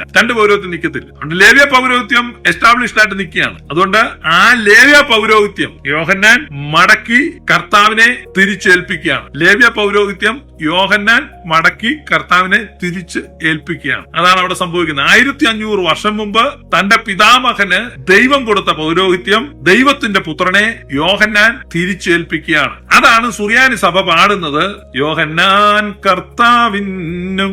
കർത്താവിന് യോഹന്നാൻ കൊടുക്കുന്നത് ഈ പൗരോഹിത്യത്തെ തിരിച്ചു കൊടുക്കുക. തിരിച്ചു കൊടുക്കുമ്പോ അപ്പൊ അവിടെയാണ് ആ സ്നാനം നടക്കുന്നത്. ആ സ്നാനം നടക്കുമ്പോൾ പരിശുദ്ധാത്മാവ് ദേഹരൂപത്തിൽ പ്രാവുന്ന പോലെ ഇറങ്ങി വരികയാണ്. അപ്പൊ അതെന്താണ്? അത് അനോയിന്റിങ് ഓഫ് ദ ഓയിൽ ആണ്. അതായത് ഈ അഭിഷേകം തൈലം എടുത്തിട്ട് ഈ ചെവി മുതൽ ഈ ചെവി വരെ ഇങ്ങനെ നെറ്റിക്ക് മുകളിലൂടെ തൂക്കും. അതായത് ഒരു റാ പോലെ. അങ്ങനെയാണ് അഭിഷേക തൈലം തൂക്കുന്നത്, റാ പോലെ. അപ്പൊ യോഹന്നാൻ സ്നാനം നടത്തി കഴിഞ്ഞപ്പോൾ പൗരോഹിത്യമാണ് കൊടുക്കുന്നതെങ്കിൽ അടുത്ത സ്റ്റെപ്പ് എന്ത് ചെയ്യണം? ഒലിവെണ്ണ എടുത്തിട്ട് ഇവിടം മുതൽ ഇവിടം വരെ ഈ ഹെയർ ബാൻഡ് പോലെ ഇരിക്കും, ഇങ്ങനെ റാ പോലെ തൂക്കണം. അപ്പൊ യോഹന്നാൻ അങ്ങനെ തൈലം ഒന്നും അവിടെ കരുതിയിട്ടില്ല, തൈലം ഒന്നും തൂത്തില്ല, തൈലം തൂക്കുന്നില്ല. പക്ഷെ സ്നാനം കഴിഞ്ഞ ആ സെക്കൻഡിൽ പ്രാവെന്ന പോലെ പരിശുദ്ധാത്മാവ് വരികയാണ്. ഈ മറ്റു പക്ഷികളിൽ നിന്ന് പ്രാവിനുള്ള ഒരു വ്യത്യാസമാണ്, പ്രാവ് ഹോവർ ചെയ്തിറങ്ങുമ്പം അതിന്റെ ചിറകുകൾ മുന്നോട്ട് വരും. ബാക്കി പക്ഷികളിൽ നിന്നുള്ള ഒരു വ്യത്യാസമാണ്. നിങ്ങൾ നോക്കിയാൽ മതി. അപ്പം പ്രാവ് താന്ന് വരുമ്പോ ഇങ്ങനെ റാ പോലെ ഇരിക്കും. അപ്പൊ അതാ അവിടെ പറഞ്ഞ പ്രാവ് എന്ന പോലെ എന്ന് പറഞ്ഞാൽ എക്സാക്ട്ലി യേശുവിന്റെ തലയുടെ നേരെ വരുന്നത് അഹരോന്യ പൗരോഹിത്യ ക്രമപ്രകാരം ഒലിവെണ്ണ ഒരു ചെവിയിൽ നിന്ന് മറ്റൊരു ചെവിയിലേക്ക് തേക്കുന്നെങ്കിൽ ഇവിടെ ആ ഒലിവെണ്ണ 1500 വർഷം എന്തിനെ പ്രതിദാനം ചെയ്തോ ആ അഭിഷേകത്തിന്റെ ഉറവിടമായ പരിശുദ്ധാത്മാവ് പ്രാവ് എന്ന പോലെ, അതായത് ആ ശിരസിലേക്ക് ഇറങ്ങി വരികയാണ്. എന്ന് പറഞ്ഞാൽ ഇപ്പോൾ ഈ പൗരോഹിത്യം അഹരോന്യ പൗരോഹിത്യമല്ല, ഇത് മൽക്കീസദേക്കിന്റെ ക്രമപ്രകാരമുള്ള പൗരോഹിത്യം. അവിടെയാണ് ഇവൻ എന്റെ പ്രിയപുത്രൻ, അനോയിന്റിങ്. അപ്പൊ യോഹന്നാനിൽ നിന്നല്ല യേശുവിന് പൗരോഹിത്യം കിട്ടുന്നത്. യോഹന്നാനിൽ നിന്ന് സ്വീകരിക്കുന്നത് ആ അഹരോന്റെ പൗരോഹിത്യമാണ്. അത് അവസാനിപ്പിക്കുകയാണ്. കാരണം ഭൂമിയിൽ ദൈവത്തിന് ഒരു സമയത്ത് 2 പൗരോഹിത്യമില്ല. ആ പൗരോഹിത്യം വാങ്ങുകയാണ്, തിരിച്ചു വാങ്ങുകയാണ്. എന്നിട്ട് അപ്പോ സ്വർഗത്തിൽ നിന്ന് മൽക്കീസദേക്കിന്റെ ക്രമപ്രകാരമുള്ള പൗരോഹിത്യം ഏറ്റുവാങ്ങുകയാണ്. പരിശുദ്ധാത്മാവ് വരുന്നു, ട്രിനിറ്റി അവിടെ ഒരുമിച്ച് സമ്മേളിക്കുകയാണ്. പിതാവ് പ്രഖ്യാപിക്കുന്നു, പരിശുദ്ധാത്മാവ് അനോയിന്റ് ചെയ്യുന്നു, പുത്രൻ പൗരോഹിത്യം ഏറ്റെടുക്കും. അവിടെ സംഭവിക്കുന്നതാണ്. അതുകൊണ്ടാണ് പിന്നെ സ്നാനപ്പെടുത്തുമ്പോൾ പിതാവിന്റെയും പുത്രന്റെയും പരിശുദ്ധാത്മാവിന്റെയും നാമത്തിൽ സ്നാനപ്പെടുത്താൻ പറയും. ഇപ്പോ യേശു കർത്താവ് ആ മൽക്കീസദേക്കിന്റെ ക്രമപ്രകാരമുള്ള പൗരോഹിത്യം ഏറ്റെടുക്കുകയാണ്. പുരോഹിത ശുശ്രൂഷ അവിടെ തുടങ്ങുകയാണ്. പുരോഹിതനായിട്ടും പ്രവാചകനായിട്ടും യേശു ഭൂമിയിലൂടെ സഞ്ചരിക്കുകയാണ്. യേശു ഒരേ സമയം പുരോഹിതനാണ്, പ്രവാചകനാണ്, രാജാവാണ്. അപ്പൊ അതിൽ യേശു ഭൂമിയിൽ വെച്ച് പുരോഹിതനായിട്ടും പ്രവാചകനായിട്ടും ശുശ്രൂഷിച്ചു. രാജാവായിട്ട് അവൻ ഒരധികാരം എക്സർസൈസ് ചെയ്തില്ല. രാജാവായിട്ട് അവൻ വരാൻ പോവാണ്. ഇതാണ് നമ്മുടെ ക്രിസ്തീയ വിശ്വാസം. അതുകൊണ്ട് അവൻ ആ സ്നാനമേറ്റത് അതിനാണ്. ഇപ്പം നമ്മുടെ കാര്യങ്ങൾ അടുത്ത് വരുന്നു, നമ്മുടെ സ്നാനം. ഇത്രയും സ്നാനങ്ങളാണ് നമ്മൾ ചിന്തിച്ചത്. യോഹന്നാന്റെ സ്നാനം, യേശുവിന്റെ ശിഷ്യന്മാർ നടത്തിയ സ്നാനം, യേശു ഏറ്റ സ്നാനം, പിന്നെ മരിച്ചവർക്ക് വേണ്ടിയുള്ള സ്നാനം, പിന്നെ ആത്മസ്നാനവും അഗ്നിസ്നാനവും. അത് നമ്മൾ ചിന്തിക്കേണ്ട. കാരണം അത് ഈ വർഷത്തിന്റെ ആരംഭത്തിൽ വലിയ വിവാദമായി നമ്മൾ അഗ്നിസ്നാനം ഒക്കെ വളരെ വിശദമായിട്ട് ചിന്തിച്ചാണ്. ആത്മസ്നാനവും അഗ്നിസ്നാനം അത് തന്നെയല്ല, അതിൽ പെന്തക്കോസ്ത് വിശ്വാസികളെല്ലാം ഗ്രാജുവേറ്റ് ചെയ്തിരിക്കുന്ന ഒരു വിഷയം അഗ്നിസ്നാനം, അഗ്നിസ്നാനം. ഇനി അടുത്ത അവസാനമായിട്ട് നമ്മുടെ ക്രിസ്തീയ സ്നാനം, നമ്മുടെ വിശ്വാസികൾക്കുള്ള സ്നാനം. ഇതെന്തിനാണ് ഈ സ്നാനം? ഇവിടെയാണ് പ്രശ്നം ഉണ്ടാകുന്നത്. ആദ്യം തന്നെ ഈ സ്നാനം ഇൻട്രൊഡ്യൂസ് ചെയ്യുമ്പോൾ പറയുന്നു ഇത് പാപങ്ങളുടെ മോചനത്തിനാണ്. അപ്പൊ ഈ ക്രിസ്തീയ ലോകത്തിലെ ഏറ്റവും വലിയൊരു തർക്ക വിഷയമാണ് സ്നാനം പാപമോചനത്തിനാണോ അല്ലയോ. പാപത്തിന്റെ മോചനത്തിനാണ് സ്നാനം എന്ന് പറയുന്ന രണ്ട് വിഭാഗങ്ങളാണ് ഇപ്പൊ ഭൂമിയിലുള്ള എന്റെ അറിവില്. ഒന്ന് സുറിയാനി സഭയാണ്. സുറിയാനി സഭ യാതൊരു തർക്കത്തിനും ഇടകൊടുക്കാതെ വ്യക്തമായി പ്രഖ്യാപിക്കുന്നു, പാപമോചനത്തിന് മാമോദിസ ഒന്ന് മാത്രമേ ഉള്ളൂ എന്ന് ഞങ്ങൾ ഏറ്റുപറഞ്ഞ് മരിച്ചുപോയവരുടെ പുനരുത്ഥാനത്തിനായി ഞങ്ങൾ നോക്കി പാർത്തി വരുവാനുള്ള ലോകത്തിനായി. അപ്പോ പാപമോചനത്തിനാണ് മാമോദിസ. പിന്നെയുള്ളത് പ്രൊട്ടസ്റ്റന്റ് വിഭാഗത്തിൽ ചർച്ച് ഓഫ് ക്രൈസ്റ്റ് എന്നൊരു ഗ്രൂപ്പ് ഉണ്ട്. അവർ പറയുന്നുണ്ട് it is for remission of sins. അപ്പൊ ഈ അപ്പോസ്തല പ്രവൃത്തി 2-ാം അധ്യായത്തിലാണ് ഈ സംഭവം. സ്നാനം ആദ്യമായിട്ട് പത്രോസ് അപ്പോസ്തലൻ ഇൻട്രൊഡ്യൂസ് ചെയ്യുകയാണ്. ഇത് കേട്ടിട്ട് അവർ ഹൃദയത്തിൽ കുത്തുകൊണ്ട് പത്രോസിനോടും ശേഷം അപ്പോസ്തലന്മാരോടും സഹോദരന്മാരായ പുരുഷന്മാരെ ഞങ്ങൾ എന്തു ചെയ്യേണ്ടു? പത്രോസ് അവരോട് നിങ്ങൾ മാനസാന്തരപ്പെട്ട് നിങ്ങളുടെ പാപങ്ങളുടെ മോചനത്തിനായി ഓരോരുത്തൻ യേശുക്രിസ്തുവിന്റെ നാമത്തിൽ സ്നാനമേൽപ്പി, എന്നാൽ പരിശുദ്ധാത്മാവെന്ന ദാനം ലഭിക്കും. അപ്പൊ എന്ത് കേട്ടിട്ടാണ് അവർ ഹൃദയത്തിൽ കുത്തുകൊണ്ട്? അപ്പൊ അവിടെ നമ്മൾ പുറകോട്ട് നോക്കുമ്പോൾ ദൈവത്തിന്റെ പുത്രനെ നിങ്ങൾ അധർമ്മികളുടെ കയ്യാൽ തറപ്പിച്ചു കൊന്നു. 23-ാമത്തെ വാക്യമാണ്. നസറായനായ യേശുവിനെ ദൈവം തന്റെ സ്ഥിര നിർണയത്താലും മുന്നറിവിനാലും ഏൽപ്പിച്ചിട്ട് നിങ്ങൾ അവനെ അധർമ്മികളുടെ കയ്യാൽ തറപ്പിച്ചു കൊന്നു. ദൈവമോ മരണവാശങ്ങളെ അഴിച്ചിട്ട് അവനെ ഉയർത്തെഴുന്നേൽപ്പിച്ചു. അപ്പൊ ഇതാണ് ഇത് കേട്ടപ്പോഴാണ് അവർ ഹൃദയത്തിൽ കുത്തുകൊള്ളും. അപ്പൊ ഇവിടെ പാപങ്ങളുടെ മോചനത്തിന് നമ്മൾ കേൾക്കുന്ന തിയോളജി അനുസരിച്ച് പാപമോചനത്തിന് മാമോദിസ അല്ലെങ്കിൽ സ്നാനം ആവശ്യമില്ല. പാപം എങ്ങനെ മോചിക്കും എന്ന് ഇവരാരും പറയുന്നില്ല. സ്നാനം ആവശ്യമില്ലെന്ന് പറയുന്നുണ്ട്. പാപങ്ങൾ ക്രിസ്തു കുരിശിൽ മരിച്ചപ്പോ എല്ലാവരുടെയും പാപം ക്ഷമിച്ചു. എല്ലാവരുടെയും പാപം ക്ഷമിച്ചു. അതാണ് വേദപുസ്തകത്തിന്റെ ഉപദേശം. ആദാമിന്റെ മക്കളുടെ പാപങ്ങൾ അവൻ പരിഹരിച്ചിരിക്കുന്നു. സുറിയാനി സഭയുടെ സെതറായിൽ അത് വായിക്കുന്നു. നിങ്ങൾ ഈ സുറിയാനിക്കാരെ ശ്രദ്ധിച്ചു കഴിഞ്ഞാൽ മനസ്സിലാകും. നിങ്ങൾ സെതറ വായിക്കുന്ന സമയത്ത് മരിച്ചുപോയവർക്കുണ്ട്, പരേതന്മാർക്ക് വേണ്ടി പ്രാർത്ഥിക്കുന്നുണ്ട്. പരേതന്മാർക്ക് വേണ്ടി പ്രാർത്ഥിച്ചിട്ട് അടുത്ത ലൈൻ വരുന്നതിന് മുമ്പ് പിന്നെ പ്രാർത്ഥിക്കുന്നത് സഭയുടെ മക്കളായി വാങ്ങിപ്പോയവർക്ക് വേണ്ടി ഞങ്ങൾ പ്രാർത്ഥിക്കുന്നു. അപ്പൊ ആദ്യം പ്രാർത്ഥിച്ച പരേതന്മാർ സഭയുടെ മക്കളല്ലെന്ന് വ്യക്തമാണ്. അല്ലെങ്കിൽ നിങ്ങൾ നെക്സ്റ്റ് ടൈമിൽ സദറ കേൾക്കുമ്പോൾ നോക്കുക. ഇപ്പൊ 2 പ്രാർത്ഥന വരുന്നുണ്ട്. ഇപ്പൊ ലോകത്ത് എല്ലാ മതങ്ങളിൽ നിന്നും മരിച്ചുപോയവർക്ക് വേണ്ടിയാണ് പ്രാർത്ഥിക്കുന്നത്. എത്ര വലിയ വേൾഡ് വ്യൂ ആണ്, എത്ര ശ്രേഷ്ഠമായ ലോകവീക്ഷണം. അതുപോലെ ഒന്നും ലോകത്ത് വേറൊരിടത്തും കാണാൻ കഴിയത്തില്ല. അപ്പൊ ഞാൻ 1 യോഹന്നാൻ 2:2 1 യോഹന്നാൻ 2:2 അവൻ നമ്മുടെ പാപങ്ങൾക്ക് പ്രായശ്ചിത്തമാകുന്നു. യോഹന്നാൻ എഴുതിയ 1-ാം ലേഖനം അതാണ്. 1 യോഹന്നാൻ 2:2 അവൻ നമ്മുടെ പാപങ്ങൾക്ക് പ്രായശ്ചിത്തമാകുന്നു, നമ്മുടേതിന് മാത്രമല്ല സർവ്വലോകത്തിന്റെ പാപത്തിനും തന്നെ. അപ്പൊ യേശുക്രിസ്തു വരുത്തിയ പാപപരിഹാരം നമുക്ക് മാത്രമല്ല, സർവ്വലോകത്തിന്റെയും പാപം പരിഹരിച്ചിരിക്കും. Behold the Lamb of God who takes away the sins of the church. കണ്ടാലും സഭയുടെ പാപത്തെ ചുമന്നൊഴിക്കുന്ന ദൈവത്തിന്റെ അങ്ങനെയല്ല.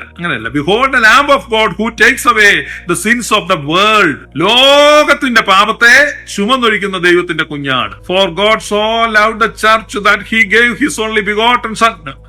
No, അങ്ങനെയാണ്. തന്റെ ഏകജാതനായ പുത്രനെ വിശ്വസിക്കുന്ന ആരും നശിച്ചു പോകാതെ അവന് നിത്യജീവൻ പ്രാപിക്കേണ്ടതിന് അവനെ നൽകുവാൻ തക്കവണ്ണം ദൈവം ലോകത്തെ അത്രമാത്രം സ്നേഹിക്കും. ഒരിടത്ത് പോലും സഭയ്ക്ക് കൊടുത്തുന്നോ സഭയുടെ പാപം പരിഹരിച്ചെന്നോ അങ്ങനെയല്ല പറയും. ലോകത്തിന്റെ പാപത്തെ പരിഹരിച്ചു, ലോകത്തെ സ്നേഹിച്ചു, ലോകത്തിന്റെ പാപത്തെ ചുമന്നൊഴിച്ചു. ഇവിടെ പറയാണ് 1 യോഹന്നാൻ 2:2 പറയാണ് അവൻ നമ്മുടെ പാപങ്ങൾക്ക് പ്രായശ്ചിത്തമാകുന്നു. Very good. അവൻ നമ്മുടെ പാപങ്ങൾക്ക് പ്രായശ്ചിത്തമാകുന്നു. Very very good. ആ വാചകം നിർത്തുന്നതിന് മുമ്പ് പറയാണ് തെറ്റിദ്ധരിക്കരുത്, അബദ്ധം പറ്റിപ്പോകരുത്. നമ്മുടേതിന് മാത്രമല്ല സർവ്വലോകത്തിന്റെ പാപത്തിനും അവൻ പരിഹാരമാകുന്നു. സർവ്വലോകത്തിന്റെ പാപവും അവൻ പരിഹരിച്ചിരിക്കുന്നു. ഈ ട്രൂത്ത് അണ്ടർസ്റ്റാൻഡ് ചെയ്യുന്ന, ഈ ട്രൂത്ത് അക്നോളജ് ചെയ്യുന്ന ഒരേ ഒരു സഭാവിഭാഗം അത് സുറിയാനി സഭയാണ്. ബാക്കിയുള്ളവരെല്ലാം സൗകര്യപൂർവ്വം ഈ ട്രൂത്തിനെ മറച്ചു വെച്ചിട്ട് സുവിശേഷ പ്രചരണം എന്ന പേരിൽ മതപ്രചരണം നടത്തുകയാണ്. Honour the freedom of others. നിങ്ങൾ ഈ വിശ്വാസത്തിന്റെ പേരിൽ, ഇതിന്റെ പേരിൽ ആളുകളെ സമ്മർദ്ദത്തിലാഴ്ത്തുമ്പോൾ മറ്റുള്ളവന്റെ സ്വാതന്ത്ര്യത്തെ ഹനിക്കുകയാണ്. ഒരു മാർത്തോമക്കാരനായിരിക്കാനുള്ള സ്വാതന്ത്ര്യമുണ്ട്, ഒരു ഹൈന്ദവനായിരിക്കാനുള്ള സ്വാതന്ത്ര്യമുണ്ട്. അവന്റെ സ്വാതന്ത്ര്യത്തെ മാനിക്കുക, അതാണ് ലവ്. അവനെ രാവിലെ ഒരാൾ കിടന്നുറങ്ങുമ്പോ അവനെ പോയി പൊക്കി തലയിൽ വെള്ളം കോരിച്ച് എഴുന്നേപ്പിച്ചുകൊണ്ടിരുന്ന സ്നേഹമാണ്. അവന് ക്ഷീണം കാണും, കുറെ കൂടെ ഉറങ്ങട്ടെ എന്ന് കാണും. വേണമെങ്കിൽ അവന്റെ പുതപ്പ് ഒന്നുകൂടെ വലിച്ചിട്ട് കൊടുക്കും. Let him sleep peaceful, let him take some rest. ഒരു പക്ഷേ ലേറ്റ് നൈറ്റ് ആയിരിക്കും കിടന്ന്. സമ്മതിക്കുകയല്ല, നമുക്ക് നിയമമാണ്, എഴുതാക്കടാ. ഞാൻ എക്സാമ്പിൾ പറഞ്ഞു. അപ്പൊ ഈ നമ്മളിൽ ആ സ്നേഹം വന്നു കഴിയുമ്പോൾ അവരുടെ സ്വാതന്ത്ര്യത്തെ മാനിക്കാത്തല്ല, എല്ലാവരുടെയും പാപത്തെ ക്രിസ്തു പരിഹരിച്ചു. ഇതാണ് ഗോസ്പൽ. അതുകൊണ്ടാണ് ഈ സുറിയാനിക്കാര് പരാക്രമപ്പെട്ട് ആളുകളെ രക്ഷിക്കാൻ വേണ്ടി ഓടാത്തത്. ഇത് ഭയങ്കര ചതിയാണ്. കാരണം പെന്തക്കോസ്തുകാർ വിശ്വസിക്കുന്ന സുവിശേഷം സത്യമാണെങ്കിൽ ലോകത്തിലെ ഏറ്റവും വലിയ പാപികൾ പെന്തക്കോസ്തുകാരാണ്. പെന്തക്കോസ്തുകാർ പറയുന്ന സുവിശേഷം കൃത്യമാണെങ്കിൽ നരകത്തിന്റെ അടിത്തട്ടി കിടക്കുന്ന അവർ തന്നെയായിരിക്കും. കാരണം തൊട്ടടുത്ത വീട്ടിലെ ആളുകൾ, ഭാര്യയും ഭർത്താവും മക്കളും അടക്കം നരകത്തിൽ പോകുമെന്ന് ഉറപ്പായിട്ട് അറിഞ്ഞിട്ടും ഇവിടെ ചിക്കൻ ബിരിയാണി വെച്ചിട്ട് ഇവൻ കൈകൊട്ടി പാടിയിട്ട് ആ ബിരിയാണി തിന്ന് പിരിയുക. നിങ്ങളിൽ എത്ര പേർ അവിടെ പോയി സുവിശേഷം പറയുന്നുണ്ട്? എത്ര പേർ രാപ്പകലില്ലാതെ ഓടുന്നുണ്ട്? അപ്പൊ ഇതൊരു ഫോൾസ് ഗോസ്പലാണ്. അത് വളരെ വ്യക്തമായിട്ട് ഞാൻ പറയാണ്. നിങ്ങൾ വിശ്വസിക്കുന്നത്, നിങ്ങൾ പറയുന്നത് തെറ്റായ സുവിശേഷമാണ്. അത് ചെറുപ്പക്കാർക്ക് ബോധം വരാനാണ് ഞാനിത് പറഞ്ഞുകൊണ്ടിരിക്കുന്നത്. ഞാൻ 100 പ്രാവശ്യം പറഞ്ഞു. പണ്ട് ഇംഗ്ലണ്ടിൽ ഒരു കുതിരക്കള്ളനെ തൂക്കിക്കൊല്ലാൻ വിധിച്ചു. ഇംഗ്ലണ്ടില്. അപ്പൊ ഈ കുതിര കട്ടേനാണ്. അപ്പൊ ഇവരെ തൂക്കിക്കൊല്ലാൻ വിധിച്ചപ്പം ഈ തൂക്കിക്കൊല്ലുന്നതിന്റെ തലേ ദിവസം മതത്തിന്റെ പ്രബോധനം വായിക്കുക എന്നൊരു ചടങ്ങുണ്ട്. മതത്തിന്റെ പ്രബോധനം അതൊരു പുരോഹിതൻ, ആംഗ്ലിക്കൻ പുരോഹിതനാണ് ചെയ്യുന്നത്. അദ്ദേഹം പോയി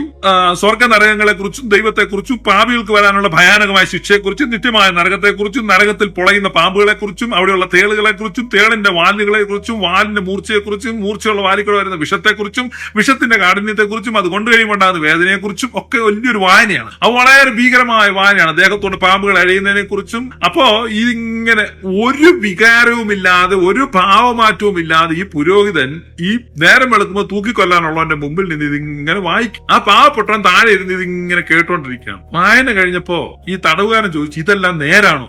പുരോഹിതൻ പറഞ്ഞു, ഇതെല്ലാം നേരാ. നിങ്ങൾ ഇത് യഥാർത്ഥത്തിൽ വിശ്വസിക്കുന്നുണ്ടോ? ഈ പുരോഹിതനോട് ചോദിച്ചു. ഞാൻ പുരോഹിതനാണ്, ഞാൻ ഇതൊക്കെ വിശ്വസിക്കും. അന്നേരം ഈ കുതിരക്കള്ളം പറഞ്ഞു, ഞാൻ എന്റെ ജീവിതത്തിൽ ഇതുവരെ ഇത് കേട്ടിട്ടില്ല, എനിക്കിത് അറിയത്തില്ലായിരുന്നു, ഇങ്ങനെയാ സംഭവം. എന്നിട്ട് പറയാണ്, ഞാൻ ഇത് അറിഞ്ഞിരുന്നെങ്കിൽ ഇംഗ്ലണ്ട് മുഴുവൻ കുപ്പിച്ചില്ല് നിരത്തിയാലും അതിന്റെ ഒരറ്റത്തു നിന്ന് മറ്റേ അറ്റം വരെ ആ കുപ്പിച്ചില്ലിന് മുകളിലൂടെ മുട്ടിൽ ഇഴഞ്ഞു നടന്ന് ഞാൻ എല്ലാവരോടും പറഞ്ഞേനെ, ഇങ്ങനൊരു ശിക്ഷാവിധി ഉണ്ട്, നിങ്ങൾ രക്ഷപ്പെടും. അപ്പൊ നിങ്ങൾ അത് ചെയ്യുന്നില്ല. നിങ്ങൾക്ക് ഇത്രയും സൗകര്യമുണ്ട്, കുതിരവണ്ടി ഉണ്ട്, എല്ലാം ഉണ്ട്, നിങ്ങൾ ഇപ്പൊ ചെയ്യുന്നില്ല. അപ്പൊ പെന്തക്കോസുകാർ പറയുന്ന സുവിശേഷം അവർ വിശ്വസിക്കുന്നില്ല. അത് സത്യമാണെങ്കിൽ ഒരു ഉരുള ചോറങ്ങനെ ഇറങ്ങും. അപ്പൊ അവരെന്ത് ചെയ്യും? അവരെ തന്നെ വഞ്ചിക്കുകയാണ്, നാട്ടുകാരെ വഞ്ചിക്കുകയാണ്. അതുകൊണ്ട് ഗോസ്പൽ, സുവിശേഷം എന്ന് പറയുന്നത് സുറിയാനിക്കാരാണ് കറക്റ്റ് ആയിട്ട് വെച്ചിരിക്കുന്നത്. കാരണം അവര് ആരെയും പരാക്രമപ്പെട്ട് ഉന്താനും പോകുന്നില്ല, തള്ളാനും പോകുന്നില്ല. കാരണം അവർക്കറിയാം അവർ ഭൂമിയുടെ ഉപ്പാണ്. ഇത് പരാക്രമപ്പെട്ട് ഇത് പറയേണ്ട ആവശ്യമില്ല. യേശു കർത്താവ് എല്ലാവരും രക്ഷിച്ചു. ഒരുത്തൻ അമേരിക്കയിൽ നിന്ന് ഒരു പ്രാന്തൻ ആൻഡമാനിൽ പ്രൊട്ടക്റ്റഡ് ആയിട്ടുള്ള ഇൻഡിജിനിയസ് ഗ്രൂപ്പിനെ രക്ഷിക്കാൻ വേണ്ടി പോയി. പ്രാന്തൻ എന്നേ ഞാൻ പറയത്തുള്ളൂ, നോ ഡൗട്ട് ഇൻ ഇറ്റ്. കാരണം അവിടെ പോയി അവരെ ഒന്നും രക്ഷിക്കേണ്ട ആവശ്യമില്ല. അവരെല്ലാം യേശു കർത്താവ് 2000 വർഷം മുമ്പ് രക്ഷിച്ചു. സുവിശേഷം എന്നുള്ളത് രക്ഷിക്കാനുള്ളതല്ല, അറിയിക്കാനുള്ളതാണ്. അറിയിക്കാനുള്ളത് അക്ഷരാഭ്യാസം ഉള്ളവനെയും വിവരമുള്ളവനെയാണ് ഇത് അറിയിക്കുന്നത്. നിനക്ക് ഇങ്ങനെ രക്ഷ വന്നെന്ന്. ആക്സസ് ഇല്ലാത്ത അവരുടെ അടുത്ത് ഇത് അറിയിക്കാൻ അവന് ഭാഷ അറിയാവോ? അപ്പൊ ആദ്യം സുവിശേഷം എന്താണെന്ന് മനസ്സിലാക്കണം. സുവിശേഷം എന്നത് നീ ഇന്നത് ചെയ്താൽ നീ രക്ഷിക്കപ്പെടും എന്ന് പറയുന്നതല്ല, നീ രക്ഷിക്കപ്പെട്ടിരിക്കുന്നു എന്ന് അവനെ അറിയിക്കുന്നതാണ്. കാരണം ക്രിസ്തു നിന്റെ പാപങ്ങൾക്ക് വേണ്ടി മരിച്ചിരിക്കും. അതുകൊണ്ടാണ് ഈ സുറിയാനിക്കാർ പാടും, ആദാം മക്കൾക്കുത്ഥാനം വാഗ്ദാനം ചെയ്തോന്മശിഹ. അപ്പം ആദാം മക്കൾക്ക് മുഴുവൻ ഉത്ഥാനം വാഗ്ദാനം ചെയ്തിരിക്കുകയാണ്. ആദാമിന്റെ മക്കൾക്ക്, അബ്രഹാമിന്റെ മക്കൾക്കല്ല, ആദാമിന്റെ മക്കൾക്ക്, ആദാമിന്റെ സന്തതികളെ മുഴുവൻ അവൻ വീണ്ടെടുത്തിരിക്കും. അപ്പൊ ആദാമിൽ എല്ലാവരും മരിക്കുന്നത് പോലെ ക്രിസ്തുവിൽ എല്ലാവരും ജീവിപ്പിക്കപ്പെടും. അപ്പൊ നമുക്ക് സംശയം വരും, എന്തിനാണ് സ്നാനം, എങ്ങനെയാണ് പാപമോചനം? അതിലേക്കാണ് നമ്മൾ വരുന്നത്. ഇത് നമുക്ക് പലപ്പോഴും ഡൗട്ടാണ്. ഈ സ്നാനം എന്തിനാണ്, ആ സ്നാനം എന്തിനാണ്, ഈ രക്ഷ എന്തിനാണ്? പ്രിയമുള്ളവരെ, നിങ്ങൾ ആരെയും കുറിച്ച് അങ്ങനെ ടെൻഷൻ അടിക്കണ്ട. ഇന്നലെ ഞാൻ പറഞ്ഞു ദൈവരാജ്യം എന്താണ്, റോങ് അണ്ടർസ്റ്റാൻഡിംഗ് ആണ്. ഇന്നലത്തെ മെസ്സേജ് കഴിഞ്ഞ് എനിക്ക് ഈ നിമിഷം വരെ ഒരു ബ്രേക്കും ഇല്ലാതെ എനിക്ക് ഫോൺ കോളുകളും മെസ്സേജുകളും തന്നെയാണ്. കാരണം ഒരുപാട് ആളുകൾക്ക് അത് വലിയ അനുഗ്രഹമായി വന്ന ഒരുപാട് സ്റ്റോറികൾ, അതിൽ കുറെ സ്റ്റോറികൾ ഞാൻ കേട്ടു. അതിൽ ഒരു സ്റ്റോറി ഞാൻ പറയാം. ഗൾഫിലെ ഒരു രാജ്യത്ത് എണ്ണ കമ്പനിയിൽ ഉയർന്ന ജോലിയിലിരുന്ന ഒരു വിശ്വാസം, ഉയർന്ന ജോലി. അപ്പൊ അദ്ദേഹത്തിന്റെ വീട്ടിലെ മെയിൻ ഹോളിലെ കാർപ്പറ്റ് തന്നെ 30,000 ദിർഹത്തിന്റെ ഒരു കാർപ്പറ്റ് ആയിരുന്നു ഇട്ടിരുന്നത്. എന്ന് പറഞ്ഞാൽ അത്ര ലാവിഷായിട്ട് പോഷായിട്ട് ജീവിച്ച ഒരു മനുഷ്യൻ, 2 മക്കളുമുണ്ട്. കേരളത്തിൽ നിന്നുള്ള ഒരു പ്രവാചകൻ അവിടെ ചെന്നിട്ട് അവിടെ വലിയ പ്രവചനവും കാര്യമില്ല നടത്തുമ്പോ ഈ മനുഷ്യനെ തലയിൽ കൈവച്ച്, നിന്നെ ഉത്തരേന്ത്യയിലേക്ക് വേലയ്ക്ക് വിളിക്കുന്നു, നീ രാജിവെച്ച് വേലയ്ക്ക് പോകണമെന്ന് പറഞ്ഞൊരു ദൂത്.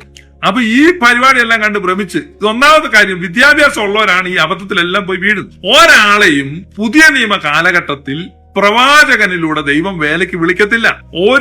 ഒരു വ്യക്തിയെയും പുതിയ നിയമ കാലഘട്ടത്തിൽ പ്രവാചകനിലൂടെ ദൈവം വേലയ്ക്ക് വിളിക്കത്തില്ല. കാരണം പഴയ നിയമത്തിലായിരുന്നു ഇങ്ങനെ പ്രവാചകൻ ജനത്തോട് പറയുന്നു. പുതിയ നിയമത്തിൽ വരുമ്പം അങ്ങനെയല്ല.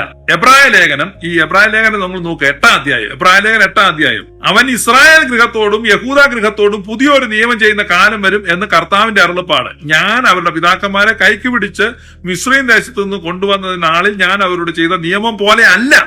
അവർ എന്റെ നിയമത്തിൽ നിലനിന്നില്ല, ഞാൻ അവരെ ആദരിച്ചതുമില്ല എന്ന് കർത്താവിന്റെ അരുളപ്പാട്. ഈ കാലം കഴിഞ്ഞ ശേഷം ഞാൻ ഇസ്രായേൽ ഗൃഹത്തോട് ചെയ്യുവാനിരിക്കുന്ന നിയമം ഇങ്ങനെയാകുന്നു. ഞാൻ എന്റെ ന്യായപ്രമാണം അവരുടെ ഉള്ളിലാക്കി അവരുടെ ഹൃദയങ്ങളിൽ എഴുതും. ഞാൻ അവർക്ക് ദൈവമായും അവർ എനിക്ക് ജനമായും ഇരിക്കും. ഇനി അവരിൽ ആരും തന്റെ കൂട്ടുകാരനെയും തന്റെ സഹോദരനെയും കർത്താവിനെ അറിയുക എന്ന് ഉപദേശിക്കുകയില്ല. അവർ ആബാലവൃദ്ധം എല്ലാവരും എന്നെ അറിയും. ഞാൻ അവരുടെ അകൃത്യങ്ങളെ കുറിച്ച് കരുണയുള്ളവനാകും, അവരുടെ പാപങ്ങളെ ഇനി ഓർക്കുകയുമില്ല എന്ന് കർത്താവിന്റെ അരുളപ്പാട്. ഇതാണ് ന്യൂ ടെസ്റ്റമെന്റ്, ന്യൂ കവനന്റ് എന്ന് പറഞ്ഞു കഴിഞ്ഞാൽ ഒരുത്തനും തന്റെ കൂട്ടുകാരനോട് കർത്താവിനെ അറിയുക എന്ന് പറയേണ്ട ആവശ്യമില്ല.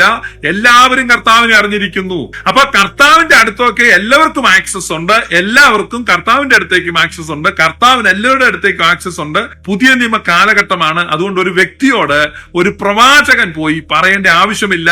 ഒരു വ്യക്തിയെ വേലയ്ക്ക് വിളിക്കാൻ വിളിക്കണമെങ്കിൽ കർത്താവ് നേരിട്ട് വിളിക്കും. അതുകൊണ്ട് നിങ്ങൾ ഇനിയെങ്കിലും മനസ്സിലാക്കണം, ചെറുപ്പക്കാര് നിങ്ങളുടെയൊക്കെ തലേ വന്ന് ഓരോരുത്തർ കൈവച്ചിട്ട് വേലയ്ക്ക് വിളിച്ചിരിക്കുന്നു, അവിടെ പോയി ഇവിടെ പോകുന്നൊക്കെ പറഞ്ഞ് കണ്ടംനേഷൻ, ഗിൽറ്റ് കോൺഷ്യസ് നിങ്ങൾക്ക് കൊണ്ടുവരും. പിന്നെ കുറ്റബോധം, ഒരു സെക്കുലർ ജോലിക്ക് പോകാൻ പറ്റത്തില്ല, 10 രൂപ സമ്പാദിക്കാൻ പറ്റത്തില്ല. നല്ല ജോലിയിലിരുന്ന ഒരു മനുഷ്യൻ ഇപ്പം ഒരു നേരത്തെ ആഹാരത്തിന് ബുദ്ധിമുട്ടാണ് ഉത്തരേന്ത്യയില്.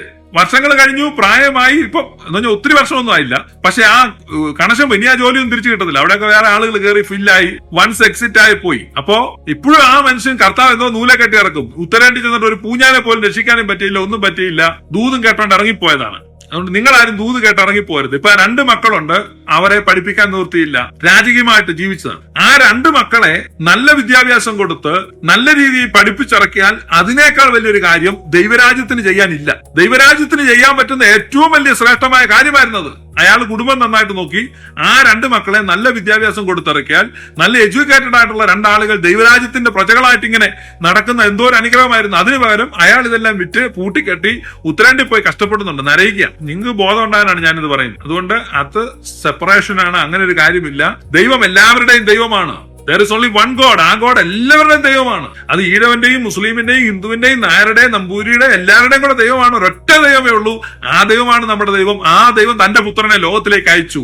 ആ പുത്രൻ ലോകത്തിന്റെ പാപത്തെ പരിഹരിച്ചിരിക്കുന്നു. That is good news, that is gospel. അത് എല്ലാവർക്കും അവകാശപ്പെട്ടതാണ്. അതാണ് 1 യോഹന്നാൻ 2:2 പറയുന്നത്. അവൻ നമ്മുടെ പാപങ്ങൾക്ക് പ്രായശ്ചിത്തമാകുന്നു, നമ്മുടേതിന് മാത്രമല്ല.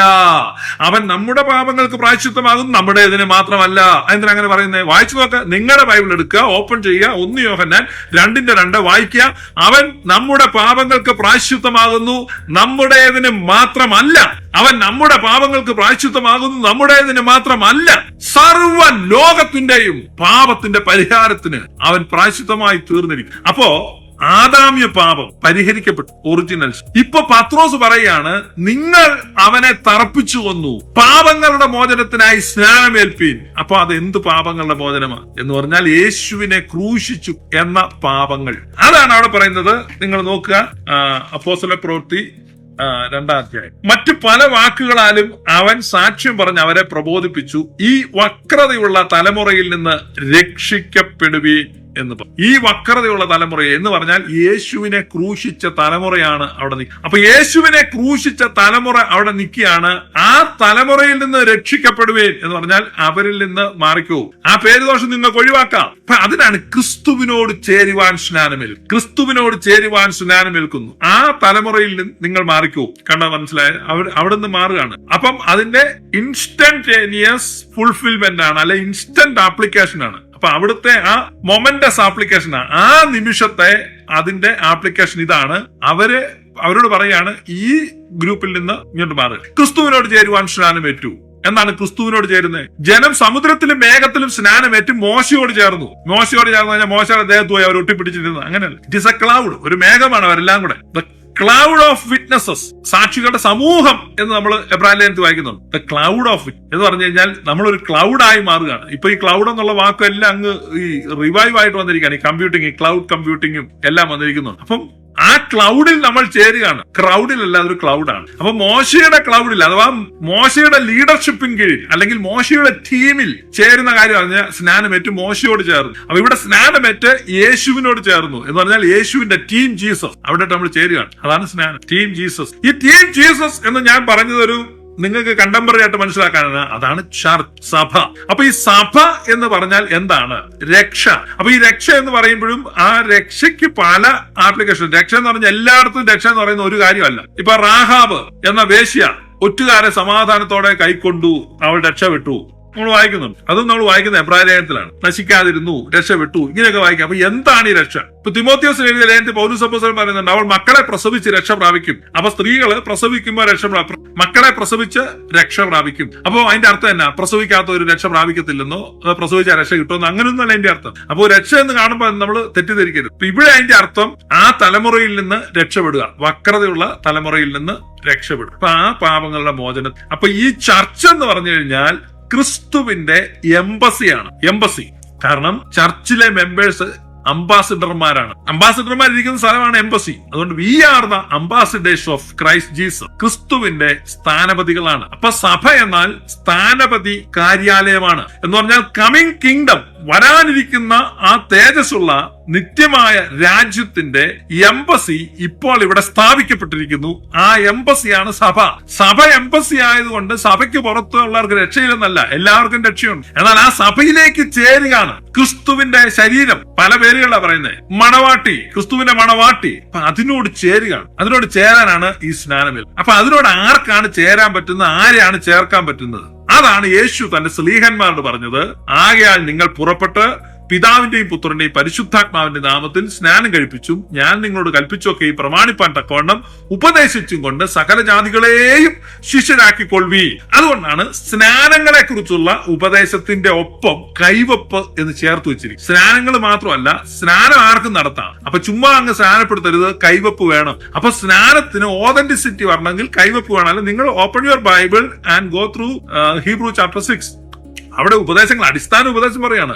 അപ്പൊ സ്നാനത്തിന്റെ ഗ്രൂപ്പിൽ ചേർത്ത് വെച്ചിരിക്കുകയാണ് കൈവപ്പ്. അപ്പൊ സ്നാന അധികാരം വേണം, അതോറിറ്റി. നിങ്ങൾ ഏത് അധികാരത്തിൽ ഇത് ചെയ്യുന്നു? അപ്പൊ സ്നാനത്തിന് ഏറ്റവും പ്രധാനപ്പെട്ടത് അധികാരമാണ്. അതുകൊണ്ടാണ് യോഹന്നാന്റെ സ്നാനം എവിടെ നിന്ന്, ആ അധികാരം എവിടെ നിന്ന്? യേശു ഒരു ചോദ്യം ചോദിച്ചു, യഹൂദന്മാർ മിണ്ടിയില്ല. അപ്പൊ ഒരു സ്നാനം നടക്കുന്നുണ്ടെങ്കിൽ ഈ നമ്മുടെ കമ്മ്യൂണിറ്റിയിൽ, അതായത് നമ്മുടെ മലയാളികൾക്ക് ഇത് മനസ്സിലാകുന്നില്ല. ആ ബിബ്ലിക്കൽ കോണ്ടെക്സ്റ്റ് മനസ്സിലാക്കുമ്പോഴാണ് നമുക്ക് സ്നാനം എന്ന് പറഞ്ഞാൽ വളരെ ഇമ്പോർട്ടന്റ് ആണ്. അതിന് അധികാരം വേണം. സ്നാനം ഏത് പർപ്പസിൽ നടത്തുന്നു, എന്തിന് നടത്തുന്നു, അത് പ്രധാനപ്പെട്ടതാണ്. അതോടൊപ്പം തന്നെ അത് നടത്തണമെങ്കിൽ ഒരു അധികാരം വേണം. അപ്പൊ ആ അധികാരം ഉണ്ടോ? എവിടെ സ്നാനം കണ്ടാലും അടുത്ത ചോദ്യം വരുന്നത് അതിന്റെ അധികാരം എന്നാ? Who has given you that authority? അപ്പൊ ഏത് അധികാരത്തിൽ ഇത് ചെയ്യുന്നു? അപ്പൊ യേശുവിനോട് വന്ന് ചോദിച്ചു, നീ ഏത് അധികാരത്തിൽ ഇത് ചെയ്യുന്നു? What is your authority? അപ്പൊ യേശു ചോദിച്ചു, യോഹന്നാന്റെ അതോറിറ്റി എന്താണ്? അപ്പൊ അവർക്ക് ഉത്തരവില്ല. അപ്പൊ ഈ അതോറിറ്റി വളരെ പ്രധാനമാണ്. അതുകൊണ്ടാണ് ഈ കൈവപ്പ് എന്ന് പറയുന്നത്. അപ്പൊ സ്നാനങ്ങൾ വളരെ എളുപ്പമാണ്. ആർക്ക് വേണമെങ്കിലും ഒരാളെ കുളിപ്പിക്കാം. അപ്പൊ ഇത് ആര് പറഞ്ഞു?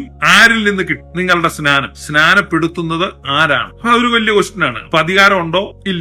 ഇപ്പൊ ഞാൻ പറയാണ്, നമ്മൾ ഈ എംബസി ഉണ്ടല്ലോ, എംബസി എന്ന വാക്ക് ഞാൻ ഉപയോഗിച്ചു, അംബാസഡേഴ്സായി മാറി. ഇപ്പൊ എറണാകുളത്ത് നിന്നിട്ട് ഒരാൾ പറയാണ്, ഞാൻ ഇന്ത്യൻ മിലിറ്ററിയിലോട്ട് റിക്രൂട്ട്മെന്റ് കൊടുക്കുകയാണ്. അപ്പൊ അയാൾ ഒരു പേപ്പർ ആളുകളെ നോക്കി, നെഞ്ചിന്റെ അളവ് പൊക്കതെല്ലാം നോക്കി, ത്രാസ കയറ്റി തൂക്കം നോക്കി, യു ആർ സെലക്ടഡ്, ഒരു എഴുത്തെഴുതി കൊടുക്കുകയാണ്. നീ നേരെ ജമ്മു താവി എക്സ്പ്രസ് കയറി ജമ്മു കാശ്മീരിൽ ചെന്നിട്ട് അവിടെ ശ്രീനഗറിൽ ചെന്നിട്ട് അവിടെ പോയി മിലിറ്ററി പോയി ചേർന്നോളാം പറഞ്ഞു. ഇവൻ ഇവിടുന്ന് ടിക്കറ്റ് എല്ലാം എടുത്ത് ട്രെയിനിൽ കയറി അവിടെ ചെന്ന് ഈ പേപ്പർ കാണിക്കുമ്പോൾ അവിടെ മിലിറ്ററി പറയാണ്, ഇങ്ങനെ ഞങ്ങൾക്ക് അറിയത്തില്ല, ഞങ്ങൾ ഇങ്ങനെ ഒരാളെ വിട്ടിട്ടില്ല. അപ്പൊ ഇയാൾ പറയാം, നമ്മൾ പറയാണ്, അയ്യോ പച്ച ഉടുപ്പൊക്കെ ഇട്ട് ഒരാള് എറണാകുളത്ത് നിന്ന് റിക്രൂട്ട് ചെയ്യുന്നുണ്ട്, അയാൾ ഞങ്ങൾക്ക് തന്ന പേപ്പർ ആണല്ലോ.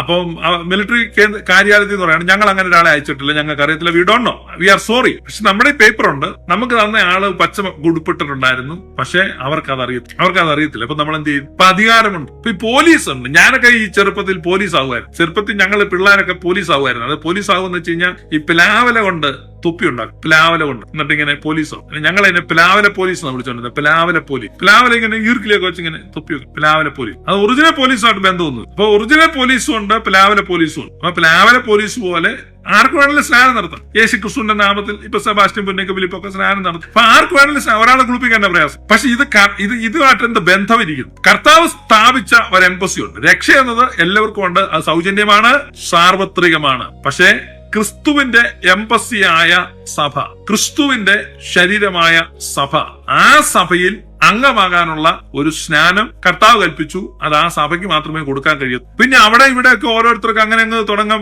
ബൈബിൾ വായിച്ചു കഴിയുമ്പോൾ ഒരു പ്രേരണ വന്നു, നമ്മളത് നടത്തി, അങ്ങനെ. അപ്പൊ അതിനൊന്നും ആധികാരികത ഉണ്ടാവത്തില്ല. അത് ഞാൻ നാളെ ആ കൈവപ്പിനെ പറ്റി പറയുമ്പോഴേക്ക് അതിലേക്ക് വരും. ഇപ്പൊ നമ്മൾ ഈ സ്നാനത്തെ കുറിച്ചാണ് ചിന്തിക്കുന്നത്. പിന്നെയുള്ള ഒരു വലിയ തർക്കം ഈ സ്നാനത്തിന്റെ മോഡ് ഓഫ് ബാപ്റ്റിസം, എങ്ങനെയാണ് സ്നാനം നടത്തുന്നത്? അപ്പൊ നമ്മൾ മനസ്സിലാക്കി, സ്നാനം പാപങ്ങളുടെ മോചനത്തിനാണ് സ്നാനം. 1 പത്രോസ് 3:16-3:21 നമ്മൾ വായിക്കുന്നത്, നോഹ പെട്ടകത്തിലൂടെ 8 പേർ രക്ഷപ്പെട്ടു. അത് സ്നാനത്തിനൊരു മുൻകുറി. എവിടെ നിന്നാണ് അവർ രക്ഷപ്പെട്ടത്? നോഹയും കുടുംബവും എവിടെ നിന്നാണ് രക്ഷപ്പെട്ടത്? അവർ ആ തലമുറയിൽ നിന്നാണ് രക്ഷപ്പെട്ടു. പ്രളയത്തിൽ നിന്നല്ല, പ്രളയത്തിലൂടെ അവർ രക്ഷപ്പെട്ടു. അപ്പൊ ആ തലമുറയിൽ നിന്ന് അവർ രക്ഷപ്പെട്ടു. ഇപ്പൊ നമ്മളും സ്നാനത്തിന്റെ ഒരു മുൻകുറിയാണ്. ഇപ്പൊ ഈ വക്രതയുള്ള തലമുറയിൽ ചർച്ച് എന്ന് പറഞ്ഞാൽ ഭൂമിയുടെ ഉപ്പാണ്, ലോകത്തിന്റെ വെളിച്ചം. ഇപ്പൊ ലോകത്തിന്റെ വെളിച്ചവും ഭൂമിയുടെ ഉപ്പുമായിരിക്കുന്ന സഭ, ക്രിസ്തുവിന്റെ മണവാട്ടിയായ സഭ, ആ ക്രിസ്തുവിന്റെ ശരീരമായ സഭ, ദൈവത്തിന്റെ എംബസിയായ സഭ, ആ സഭയിൽ അംഗമാവുക അതൊരു രക്ഷപ്പെടലാണ്. കാരണം ആ ചർച്ചിലേക്ക് ചേരുമ്പോ കമ്മിങ് കിങ്ഡം പ്രാഭവത്തോടെ വരുമ്പോ എല്ലാവർക്കും രക്ഷയുണ്ടെന്ന് ഞാൻ പറഞ്ഞു. അല്ലാതെ ആരും അങ്ങോട്ട് തള്ളപ്പെട്ടൊന്നും പോകത്തില്ല. പക്ഷേ ഈ ചർച്ചിന് വ്യത്യാസമുണ്ട്. അതാണ് ഗോസ്പലിന്റെ എസൻസ്. അപ്പൊ അതുകൊണ്ട് നിങ്ങൾ ആരെ അങ്ങനെ രക്ഷിക്കപ്പെടുത്താൻ വേണ്ടി അങ്ങ് നടക്കേണ്ട ആവശ്യമില്ല. ഈ ചർച്ചിനകത്തില്ലാത്ത നിങ്ങളെല്ലാം അങ്ങോട്ട് നരകത്തിലേക്ക് പോകും. അതെല്ലാം റോങ് ഗോസ്പലാണ്. അങ്ങനെ ബൈബിൾ പഠിപ്പിക്കുന്നില്ല, അങ്ങനെ സഭ പഠിപ്പിക്കുന്നില്ല. സഭ എന്നാൽ ഇത് വിശ്വസിക്കുന്നവർ, അതായത് വിശ്വസിക്കാൻ വരം ലഭിച്ചവർ എന്നും പറയുന്നു.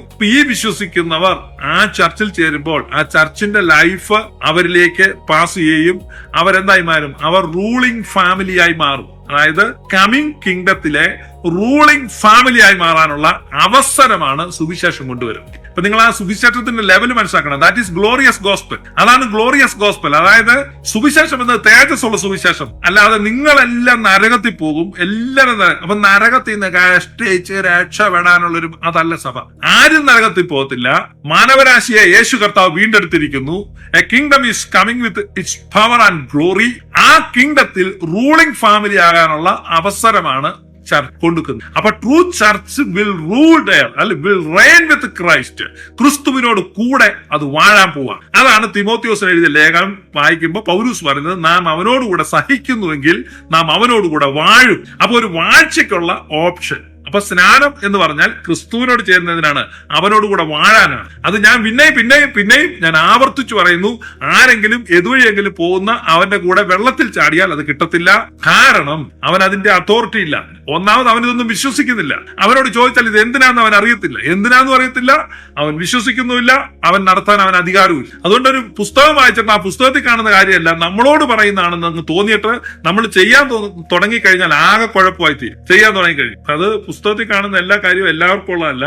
അപ്പം അത് കർത്താവ് അതിന്റെ അതോറിറ്റി ഏൽപ്പിച്ചു. ആ അതോറിറ്റിയിലുള്ളവരാണ് അത് ചെയ്യേണ്ടത്. അപ്പൊ അതുകൊണ്ട് പിന്നെ പറയുന്നത്, ഒന്ന്, സ്നാനം എന്തിനാണ്? നമ്മൾ പറഞ്ഞത് പാപങ്ങളുടെ മോചനത്തിനാണ്, സഭയിൽ അംഗമാകാനാണ്, ക്രിസ്തുവിനോട് ചേരാനാണ്. അപ്പൊ ആ അണ്ടർസ്റ്റാൻഡിങ്ങിൽ അടുത്തത് സ്നാനം എങ്ങനെയാണ് നടത്തേണ്ടത്? മുഴുവൻ സ്നാനം തന്നെ നടത്തണമോ? അപ്പൊ സ്നാനം എങ്ങനെയാണ് നടത്തേണ്ടത് എന്നുള്ള അതുവരെയുള്ള സ്നാനങ്ങൾ നടത്തിയ അണ്ടർസ്റ്റാൻഡിംഗ് ഉള്ള ഒരു പീപ്പിൾ ഗ്രൂപ്പാണ് അവിടെ നിൽക്കുന്നത്, യഹൂദന്മാർ. നമ്മൾ അവിടെ കണ്ടു, ലേവ്യ പുസ്തകം സംഖ്യാപുസ്തകം 8 നമ്മൾ കണ്ടു, അവരുടെ മേൽ പാപപരിഹാര ജലം തളിക്കണം. പിന്നെ നമ്മള് യെഹെസ്കേൽ പുസ്തകത്തിൽ വരുമ്പോൾ പറയും, ഞാൻ അവരുടെ മേൽ നിർമ്മല ജലം തളിക്കും. പുറപ്പാടിന്റെ പുസ്തകത്തിൽ വായിക്കുമ്പോൾ അവൻ അവരെ കഴുകി. അപ്പൊ ഇതെല്ലാം സ്നാന മാതൃകകളാണ്. എന്ന് പറഞ്ഞു കഴിഞ്ഞാൽ കഴുകിയാൽ അത് സ്നാനമായിട്ടാണ് പറയുന്നത്, നിർമ്മല ജലം തളിച്ചാൽ അത് സ്നാനമായിട്ടാണ് പറയുന്നത്, അത് ഒഴിച്ചാൽ സ്നാനമായിട്ടാണ് പറയുന്നത്. ഇതെല്ലാം മോഡ് ഓഫ് ബാപ്റ്റിസംസ് ആണ്. അങ്ങനെയാണ് സ്നാനം അവിടെ നടക്കുന്നത്. അപ്പൊ സ്നാന മാതൃകയെ കുറിച്ചുള്ള തർക്കം ഇതൊന്നും ഏർലി സെഞ്ചുറീസിലൊന്നും ആരും തർക്കിച്ചിട്ടില്ല. സ്നാന മാതൃകയെ. അപ്പൊ സ്നാനത്തിൽ വിശ്വാസമില്ലാത്തവരും സ്നാനം രക്ഷയ്ക്കുള്ളതല്ല എന്ന് പ്രചരിപ്പിക്കുന്നവരുമാണ് സ്നാനത്തിന്റെ മാതൃകയിൽ തർക്കിക്കുന്നത്. ഇപ്പൊ എന്നോട് പലരും തർക്കിച്ചിട്ടുണ്ട്, സ്നാനം അങ്ങനെ വേണം. അപ്പൊ ഞാൻ പറയും, സ്നാനം എങ്ങനെ വേണമെന്നുള്ളത് നമുക്ക് രണ്ടാമത് തർക്കിക്കാം. ആദ്യം ഈ സ്നാനം എന്തിനാണ്? സ്നാനം രക്ഷയ്ക്ക് ആവശ്യമാണോ? അതെ. പിന്നെ എങ്ങനെയായെന്നെ? സ്നാനം രക്ഷയ്ക്കുള്ളതാണോ? അല്ലേ?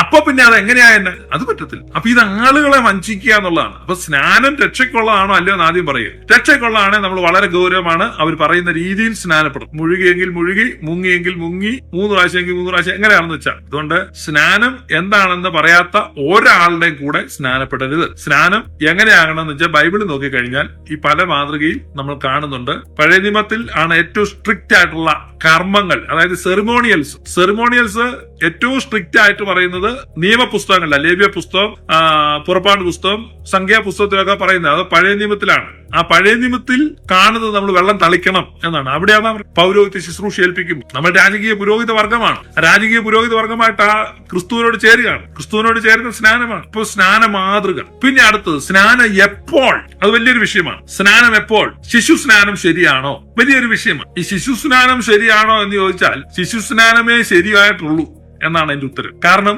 Theology covenant തിയോളജിയാണ്, ഉടമ്പടിയാണ്. ഈ ഉടമ്പടി വെച്ച് കഴിയുമ്പോ അവിടെ പറയുന്നത് വാഗ്ദാനം നിങ്ങൾക്കും നിങ്ങളുടെ മക്കൾക്കും നമ്മുടെ കർത്താവായ യേശു വിളിച്ചു വരുത്തുന്ന ദൂരസ്ഥന്മാരായ ഏവർക്കും ഉള്ളതല്ലോ. അപ്പോ വിളിച്ചു വരുത്തുന്ന ദൂരസ്ഥന്മാർക്ക് മുതിർന്ന സ്നാനവും വീട്ടിലുള്ളവർക്ക് ശിശു സ്നാനവും, അതാണ് ശരിയായ രീതി. അതായത് നിങ്ങൾ വായിക്കാം, ഞാൻ വേണം വായിച്ചു കേൾപ്പിക്കാം. അപ്പോസ്തല പ്രവൃത്തി 2:39 വാഗ്ദത്തം നിങ്ങൾക്കും നിങ്ങളുടെ മക്കൾക്കും നമ്മുടെ ദൈവമായ കർത്താവ് വിളിച്ചു വരുത്തുന്ന ദൂരസ്ഥന്മാരായ ഏവർക്കുമുള്ളതല്ലോ എന്ന് കൽപ്പിച്ചു. അതായത് ഈ കർത്താവിനോട് കൂടെ ചേർന്ന് കഴിഞ്ഞാൽ അവരുടെ മക്കളും ആ സഭയിലാണ്. ആ കർത്താവിനോട് ചേർന്നാണ്. അപ്പൊ അവർക്ക് നൽകുന്ന സ്നാനത്തിന് പ്രത്യേകിച്ച് വെയിറ്റ് ചെയ്യേണ്ട കാര്യമില്ല, കാരണം ഇത് മക്കൾക്കും ഉള്ളതാണ്. അതേസമയം നമ്മുടെ കർത്താവ് വിളിച്ചു വരുത്തുന്ന ദൂരസ്ഥന്മാരായവർക്ക് എന്ന് പറഞ്ഞാൽ ഔട്ട്സൈഡേഴ്സ്. അപ്പൊ ഔട്ട്സൈഡേഴ്സ് വന്നു കഴിഞ്ഞാൽ അവർക്ക് സ്നാനം കൊടുക്കണം. അപ്പൊ അത് മുതിർന്ന സ്നാനമാകാം. വൺസ് അവർ സ്നാനപ്പെട്ടു കഴിഞ്ഞാൽ അവർക്ക് അവരുടെ മക്കളെ സ്നാനപ്പെടുത്താം. ഇതാണ് ക്രിസ്ത്യൻ ചർച്ച് പിന്തുടർന്ന എന്ന് പറഞ്ഞാൽ ആദിമ നൂറ്റാണ്ട് മുതൽ പിന്തുടർന്ന രീതിയാണ്, ആദിമ നൂറ്റാണ്ട്. അപ്പൊ അതുകൊണ്ടാണ് സഭയുടെ കൗൺസിലുകൾ പലത് നിങ്ങൾക്ക് കാണാം. നിക്കിയ കൗൺസിൽ കാണാം, നിക്കിയ സുന്നോദോസ് കാണാം, കുസ്തന്തിനോപ്പോലിസ് സുന്നോദോസ് കാണാം, എഫേസോസ് സുന്നോദോസ് കാണാം, കൽക്കദിയോൻ സുന്നോദോസ് കാണാം, പല സുന്നോദോസുകളുണ്ട്. ഈ സുന്നോദോസുകളെല്ലാം പരിശോധിച്ചാൽ, സഭാ കൗൺസിലുകളുടെ മിനിറ്റ്സ് മുഴുവൻ പരിശോധിച്ചാൽ, ഒരു സഭാ കൗൺസിലും ശിശുക്കൾക്ക് സ്നാനം കൊടുക്കാവോ ഇല്ലയോ എന്നുള്ളൊരു തർക്കം വന്നിട്ടില്ല. അതൊരു ഡിസ്പ്യൂട്ട് അല്ലായിരുന്നു ചർച്ചിന്റെ ഒരു കാലഘട്ടത്തിലും അങ്ങനെ ഒരു ചർച്ച വന്നിട്ടില്ല. കാരണം എല്ലാ സഭകളും ശിശു സ്നാനം നടത്തിക്കൊണ്ടായിരുന്നു. കാലാകാലങ്ങളിൽ സഭയിൽ നിന്ന് ഇടർച്ചയുണ്ടായിട്ട് പലരും വിഘടിത ഗ്രൂപ്പുകളായി മാറി. വിഘടിത ഗ്രൂപ്പുകൾ, ഇപ്പൊ മസിഡോണിയൻ ഗ്രൂപ്പ് ഉണ്ടായി, പരിശുദ്ധാത്മാവ് ദൈവമല്ലെന്ന് പറഞ്ഞ് മസിഡോണിയൻ ഗ്രൂപ്പ് ഉണ്ടായി. യേശുക്രിസ്തു ദൈവമല്ലെന്ന് പറഞ്ഞ് ആര്യൻ അറിയൂസിന്റെ അറിയൂസ് ഗ്രൂപ്പ് ഉണ്ടായി. പിന്നെ സെബല്യൻ ഗ്രൂപ്പ് ഉണ്ടായി. യേശുക്രിസ്തു പിതാവും പരിശുദ്ധാവും എല്ലാം കൂടെ ആകെ ഒരാളെ ഉള്ളെന്നുള്ള സെബല്യൻ ഗ്രൂപ്പ് ഉണ്ടായി. അങ്ങനെ പല ഗ്രൂപ്പ്, യൗത്തിക്കോസിന്റെ ഗ്രൂപ്പ് ഉണ്ടായി. ഇങ്ങനെ പല പല ഗ്രൂപ്പുകൾ ഉണ്ടാകുമ്പോ പിന്നെ നെസ്തോറിയയിലെ ഗ്രൂപ്പുണ്ട്, പല ഗ്രൂപ്പുകൾ. അതായത് ചർച്ചിന്റെ ആ പ്രാരംഭ ശതകങ്ങളിൽ ധാരാളം ഭിന്ന ഗ്രൂപ്പുകൾ ഉണ്ടായെങ്കിലും ഒരു ഭിന്ന ഗ്രൂപ്പ് പോലും മുതിർന്ന സ്നാനമാണ് ശരിയെന്ന് പറഞ്ഞില്ല. ആ ഗ്രൂപ്പുകളിൽ മുഴുവൻ, അതായത് മെയിൻ ചർച്ചിലും വിഘടിത ഗ്രൂപ്പുകളിലും എല്ലാവരും ശിശു സ്നാനം അംഗീകരിച്ചിരുന്നു. എല്ലാവരും ശിശു സ്നാനമാണ് പ്രാക്ടീസ് ചെയ്തിരുന്നത്. കാരണം that makes sense, that only makes sense. അവസാനം ഇങ്ങോട്ട് വന്ന് 16-ാം നൂറ്റാണ്ട് വരുമ്പോൾ മാർട്ടിൻ ലൂതറിന്റെ നേതൃത്വത്തിൽ പ്രൊട്ടസ്റ്റന്റ് നവീകരണം ഉണ്ടായപ്പോൾ, ആ പ്രൊട്ടസ്റ്റന്റ് നവീകരണം വന്ന മാർട്ടിൻ ലൂതറും ശിശു സ്നാനമാണ് വിശ്വസിച്ചിരുന്നത്. അദ്ദേഹത്തിന്റെ അനുയായികളും ശിശു സ്നാനമാണ് നടത്തുന്നത്. നോക്കിക്കഴിഞ്ഞാൽ ചരിത്രം നോക്കിക്കഴിഞ്ഞാൽ അങ്ങനെ. പിന്നീട് അനാബാപ്റ്റിസ്റ്റുകൾ വന്നിട്ടാണ് ഈ മുതിർന്നു കഴിഞ്ഞാൽ മാത്രമേ സ്നാനം നടത്താവുള്ളൂ ഒരു ചിന്ത ആദ്യമായിട്ട് കൊണ്ടുവരും. അനാബാപ്റ്റിസ്റ്റ്, അതേ തുടർന്ന് യൂറോപ്പിൽ സംഘർഷം എല്ലാം ഉണ്ടായി. അപ്പൊ നമ്മൾ ഇതിന്റെ ചരിത്രം പഠിച്ചു കഴിയുമ്പോൾ 16-ാം നൂറ്റാണ്ടിൽ മുതിർന്ന സ്നാനം എന്നൊരു ഉപദേശം ഇല്ലായിരുന്നു. 16-ാം നൂറ്റാണ്ടിൽ സഭ നടത്തി ശിശു സ്നാനം. 1600 വർഷം ശിശു സ്നാനമാണ് നിലവിൽ. 1500 വർഷം ശിശു സ്നാനം മാത്രമേ ഉണ്ടായിരുന്നുള്ളൂ. കാരണം ദാറ്റ് മേക്സ് സെൻസ്. ഒരു കുഞ്ഞുണ്ടായി കഴിഞ്ഞാൽ ആ കുഞ്ഞിനെ വെച്ചോണ്ടിരിക്കുന്നതിനാ.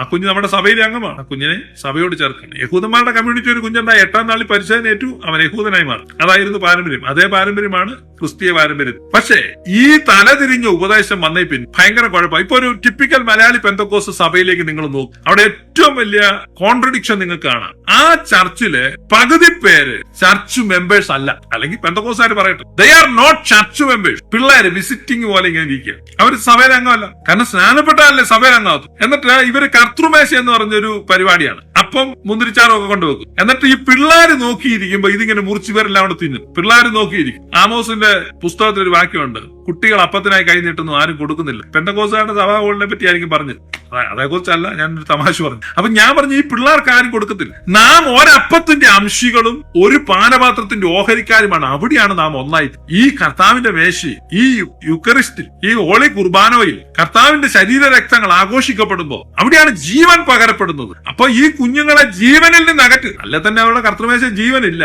അവരത് വിശ്വസിക്കുന്നുമില്ല. പിന്നെ ഞാൻ കോൺസെപ്ച്വൽ ആയിട്ട് പറയുന്നതാണ്, ഈ ജീവനിൽ നിന്ന് അകറ്റി വെക്കുകയാണ്. ഈ ജീവനിൽ നിന്ന് അകറ്റി വെക്കുകയാണ്. നിങ്ങൾ ചിന്തിച്ചു നോക്കുക, എത്ര വലിയ പാതകമാണ്. ഈ കുഞ്ഞിനെ എത്ര വർഷമായി മാനസിക പീഡനം അനുഭവിക്കുന്നത്. എല്ലാവരുടെ ചേർന്ന് ഫെലോഷിപ്പാണ്. അവർ ഒരുമിച്ച് അപ്പം മുറിക്കുന്നു, അവരത് കഴിക്കുന്നു, കുടിക്കുന്നു. നിങ്ങൾക്കില്ല. കാരണം എന്നാ?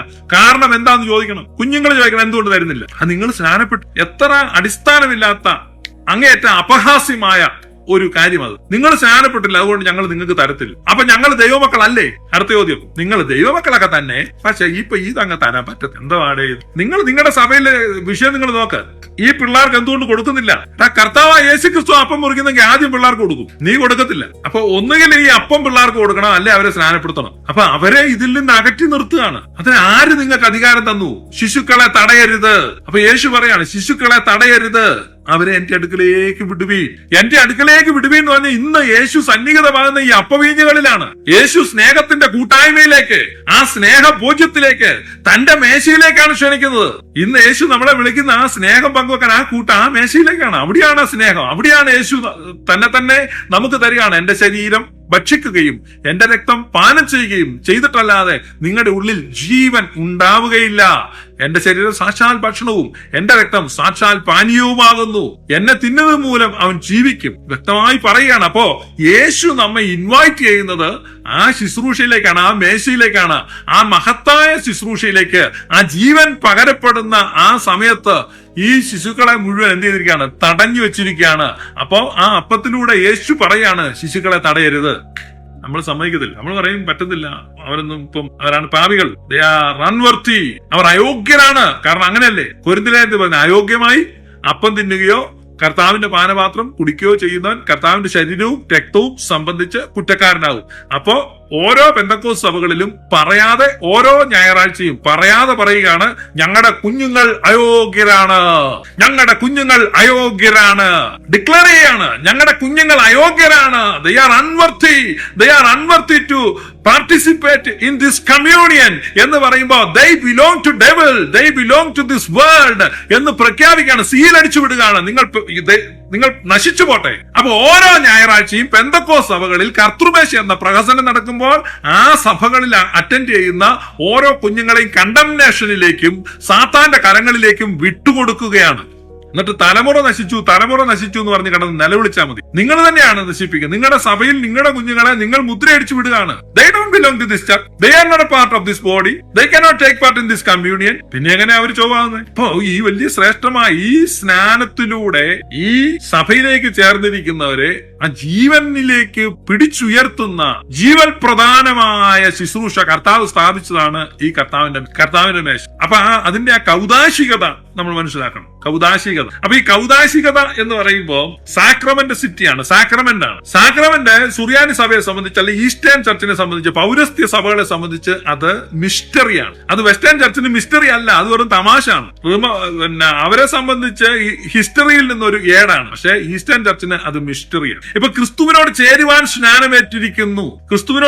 സ്നാനമേറ്റിരിക്കുന്നു എന്ന് പറയുമ്പോ ആ മിസ്റ്റിക് ലെവലിൽ അവർ പറയുന്നത് മിസ്റ്ററി. കാരണം അവർക്കൊരു ടൈം ഉണ്ട്. നമ്മുടെ ടൈം എന്ന് പറഞ്ഞാൽ ഇന്ന് 2018 നവംബർ മാസം 30, ഇപ്പൊ ഇവിടെ 12 മണി. അപ്പൊ ഇതാണ് നമ്മുടെ ടൈം. പക്ഷെ സാക്രമെന്റ് ടൈം എന്ന് പറഞ്ഞാൽ, കൗദാശിക സമയം എന്ന് പറഞ്ഞു കഴിഞ്ഞാൽ അത് ചലിക്കുന്നില്ല, അതൊരു സമൃദ്ധമാണ്, അത് ഓടിപ്പോകുന്നില്ല. അപ്പൊ സാക്രമെന്റ് ടൈമിൽ സമയം നിശ്ചലമാകുകയാണ്. എവിടെയാണ്? അതാ ക്രിസ്തുവിന്റെ ക്രൂശിലാണ്. അപ്പൊ ഒരുവൻ മരിച്ചിരിക്കുമ്പോ എല്ലാവരും മരിച്ചിരിക്കുന്നുവെന്നും അവൻ എല്ലാവർക്കും വേണ്ടി മരിച്ചിരിക്കുന്നുവെന്നും ഞങ്ങൾ നിർണയിച്ചിരിക്കുന്നു, 2 കൊരിന്ത്യർ 5 പറയും. അപ്പം ആക്ഷരികമായി ആ ക്രിസ്തുവിന്റെ മരണത്തിൽ പങ്കാളിത്തം കിട്ടുന്നു എന്നാണ് ആ കൂദാശയുടെ അർത്ഥം. അതുകൊണ്ടാണ് അതിനെ കൗദാശിക സമയം എന്ന് പറയുന്നത്. കൗദാശിക സമയം, സാക്രമെന്റ് ടൈം. അപ്പൊ റെഗുലർ ടൈമും ഉണ്ട്, സാക്രമെന്റ് ടൈമും ഉണ്ട്. അതുകൊണ്ടാണ് സാക്രമെന്റ് മിസ്റ്ററിയാണ്. Sacrament mystery. ഞാൻ ഇന്നലെ പറഞ്ഞതുപോലെ ആ സിയോൻ നഗരവും സ്വർഗീയ യെരൂശലേമും സിദ്ധന്മാരുടെ ആത്മാക്കളും ആദിയാതന്മാരുടെ സഭയും ന്യായാധിപതിയായ ദൈവവും യേശു കർത്താവും മധ്യസ്ഥനായ യേശുവും ആബേലിന്റെ രക്തത്തെക്കാൾ ഗുണകരമായി സംസാരിക്കുന്ന പുണ്യാഹ രക്തവും ഒരുമിച്ച് ഇറങ്ങി വന്ന് നിൽക്കുന്ന സമയത്ത് സമയം മാറുകയാണ്. എന്ന് പറഞ്ഞാൽ ഈ ഭൗമിക സമയമല്ല, ആ ഭൗമിക സമയമെല്ലാം മാറിയിട്ട് നമ്മൾ സ്വർഗ തലത്തിലേക്ക് കയറുകയാണ്. Their time become zero. അപ്പൊ അതൊരു സമയം നിശ്ചലമാകുന്ന ഒരു അത്ഭുത പ്രതിഭാസം. അതാണ് ആരാധനയിൽ സംഭവിക്കുന്നത്. അതാണ് എല്ലാ കൂദാശകളിലും സംഭവിക്കുന്നു.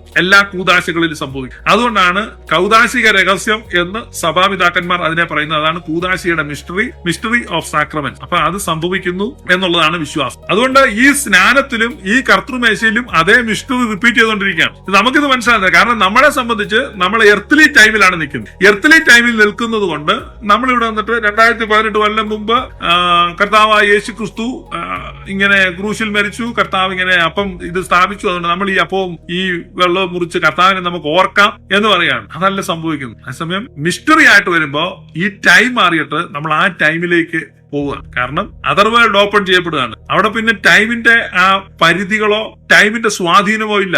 Everything is very present, everything is present. അപ്പം ഇന്നലെയും ഇന്നും എന്നും ഒരുപോലെയാണ്. അതാണ് യേശു ക്രിസ്തു. ഈ same yesterday, today and for ever. അതാണ് കൗദാശിക സമയം. അത് പറഞ്ഞാൽ യേശു ക്രിസ്തുവിന് അവിടെ ഇന്നലെയും വരുന്നില്ല, നാളെയും വരുന്നില്ല, മറ്റന്നാളും വരുന്നില്ല, ഇന്നലെയും വരുന്നു, ഇതൊന്നും വരുന്നില്ല. അത് ഒന്നായി മാറുകയാണ്. അപ്പൊ ഒന്നായി മാറുന്ന ആ അത്യപൂർവ ശുശ്രൂഷയാണ് ഈ സ്നാനം എന്ന് പറയുന്നത്. അതുകൊണ്ട് ഇതാണ് ഇതിന്റെ ഫാക്ട്. നമ്മള് വ്യക്തിപരമായ രക്ഷ എന്നുള്ളതാണ് ഏറ്റവും വലിയ കുഴപ്പം പിടിച്ച ഉപദേശം ഇൻഡിവിജ്വലായിട്ട് രക്ഷ സമ്പാദിക്കുകയാണ്, വ്യക്തിപരമായിട്ട് എന്റെ രക്ഷയാണ്. അങ്ങനെയല്ല ബൈബിൾ പറയുന്നത് രക്ഷ പൊതുവായിട്ടുള്ളതാണ്, എല്ലാവർക്കും ഉള്ളതാണ്. കർത്താവായ യേശുവിൽ വിശ്വസിച്ചാൽ നീയും നിന്റെ കുടുംബവും രക്ഷ പ്രാപിക്കും. നിനക്കും നിന്റെ കുടുംബത്തിനുമാണ് രക്ഷ. നീയും നിന്റെ കുടുംബവും. ആ രക്ഷ എന്ന് വെച്ചാൽ ഞാൻ മുമ്പേ പറഞ്ഞ പല രക്ഷയുണ്ട്, അത് പ്രത്യേകം മനസ്സിൽ വെക്കണം. ഓരോ സ്ഥലത്തും രക്ഷ എന്ന് പറയുന്നത് ഒരേ അർത്ഥത്തിലല്ല, പല അർത്ഥത്തിലാണ്. അതുകൊണ്ട് രക്ഷ എന്ന് പറയുന്നത് കുടുംബത്തിനാണ്. കുഞ്ഞുങ്ങൾ അതിന്റെ അംഗങ്ങളാണ്. അവിശ്വാസിയായ ഭർത്താവ് ഭാര്യ മുഖാന്തരം വിശുദ്ധീകരിക്കപ്പെടും. അവിശ്വാസിയായ ഭാര്യ ഭർത്താവ് മുഖാന്തരം വിശുദ്ധീകരിക്കപ്പെടും. അല്ലെങ്കിൽ നിങ്ങളുടെ മക്കൾ അശുദ്ധർ എന്ന് വരുമായിരുന്നു. അപ്പോസ്തലനായ പൗലോസ് കൊരിന്ത്യക്കാർക്ക് എഴുതുമ്പോൾ പറയുകയാണ്. അതുകൊണ്ട് ഭാര്യയോ ഭർത്താവോ ആരെങ്കിലും ഒരാൾ വിശുദ്ധനായിട്ടുണ്ടെങ്കിൽ എന്ന് പറഞ്ഞാൽ ഒരാൾ ക്രിസ്ത്യാനിയായിട്ടുണ്ടെങ്കിൽ, അതാണ് അതിന്റെ അർത്ഥം. അപ്പൊ ഭാര്യയോ ഭർത്താവോ ആരെങ്കിലും ഒരാൾ ക്രിസ്ത്യാനിയായിട്ടുണ്ടെങ്കിൽ അത് നിമിത്തം അവരുടെ മക്കൾ വിശുദ്ധീകരിക്കപ്പെടും. ഇപ്പൊ അമേരിക്കയെ സംബന്ധിച്ച് ഭാര്യയോ ഭർത്താവോ ആരെങ്കിലും ഒരാള് സിറ്റിസൺ ആണെങ്കിൽ അവരുടെ മക്കൾ അമേരിക്കൻ സിറ്റിസൺ ഓട്ടോമാറ്റിക്കായിട്ട്, പ്രത്യേകിച്ച് അതിന് ആപ്ലിക്കേഷൻ കൊടുക്കേണ്ട ആവശ്യമില്ല. അപ്പനും അമ്മയും ആവണമെന്നില്ല, ആരെങ്കിലും ഒരാളായാൽ മതി. ഇനി ഇവിടെ ജനിച്ചാൽ അപ്പനും അമ്മയും സിറ്റിസൺ അല്ലേ പോലും ആ ജനനത്താൽ അവർ സിറ്റിസൺ ആകുകയാണ്. ഇവിടെ ഇപ്പൊ നിങ്ങൾ വിസിറ്റിങ്ങിന് വന്നു, ഇവിടെയാണ് ആ കുഞ്ഞുണ്ടാകുന്നെങ്കിൽ ഇപ്പൊ ആ നിയമം അവന്റെ ചെയ്യണമെന്നൊക്കെ ഇവിടെ പലരും പറയുന്നുണ്ട്. പക്ഷെ ഇപ്പോഴും ആ നിയമം അതാണ്. കാരണം ദൈവരാജ്യത്തിന്റെ കോൺസെപ്റ്റിലാണ് അമേരിക്കൻ കോൺസ്റ്റിറ്റ്യൂഷനും പാരമ്പര്യം എല്ലാം ഉണ്ടായത്. അതുകൊണ്ട് ഇവിടെ വന്ന് ജനിച്ചാൽ അത് ആ സിറ്റിസൺ, അല്ലാതെ ആ കുഞ്ഞ് ഒരു 18 വയസ്സ് വരെ നിൽക്കട്ടെ, അതുകൊണ്ട് ഈ സിറ്റിസൺഷിപ്പ് വേണോ വേണ്ടയോ എന്ന് നമുക്ക് അവനോടൊന്ന് ചോദിക്കാം. പിന്നെ അവനൊരു ഇന്റർവ്യൂ, പിന്നെ അവനൊരു ആപ്ലിക്കേഷൻ കൊടുത്തു, പിന്നെ അവന്റെ വിരലാടകൾ എടുത്തു, എന്നിട്ട് നമുക്ക് അവന് സിറ്റിസൺ. അങ്ങനെയൊന്നും അല്ല ഇവിടെ. കുഞ്ഞുങ്ങൾക്ക് കൊടുക്കുകയാണ്. അപ്പം ഇതൊരു ഊളൻ എന്ന് പറയുന്നത് ബോധപൂർവമാണ്, ഒരു ഊളൻ സിദ്ധാന്തമാണ്. കാരണം നമ്മൾ കുഞ്ഞ് ജനിച്ചു കഴിയുമ്പോഴേക്കും പിന്നെ പറയാണ് നമുക്ക് ഈ കുഞ്ഞിനെ വെജിറ്റേറിയൻ ആയിട്ട് വളർത്തണോ നോൺ വെജിറ്റേറിയൻ ആയിട്ട് വളർത്തണോ.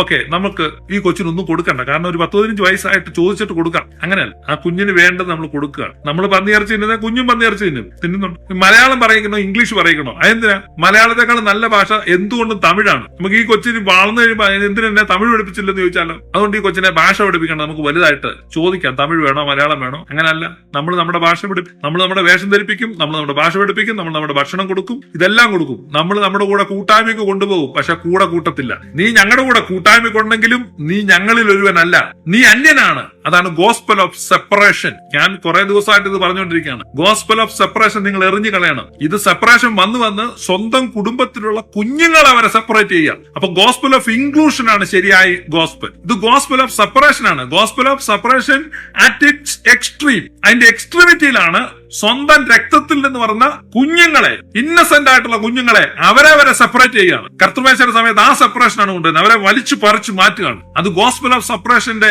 അതിക്രൂരമായ ഒരു മുഖമാണ് നമ്മളിവിടെ കാണുന്നത്. Don't do that. Gospel of inclusion ഏതാണ്? സർവ്വലോകത്തെയും എംപ്രൈസ് ചെയ്യുന്ന ഗോസ്പലാണ് നമ്മുടെ ഗോസ്പൽ. സർവ്വലോകത്തെയും സാംശീകരിക്കുന്ന, എല്ലാവരെയും സ്നേഹിക്കുന്ന, എല്ലാവരെയും സ്വീകരിക്കുന്ന. അതുകൊണ്ടാണ് പറയുന്നത് അവൻ നമ്മുടെ പാപങ്ങൾക്ക് പ്രായശ്ചിത്തമാകുന്നു. നമ്മുടേതിന് മാത്രമല്ല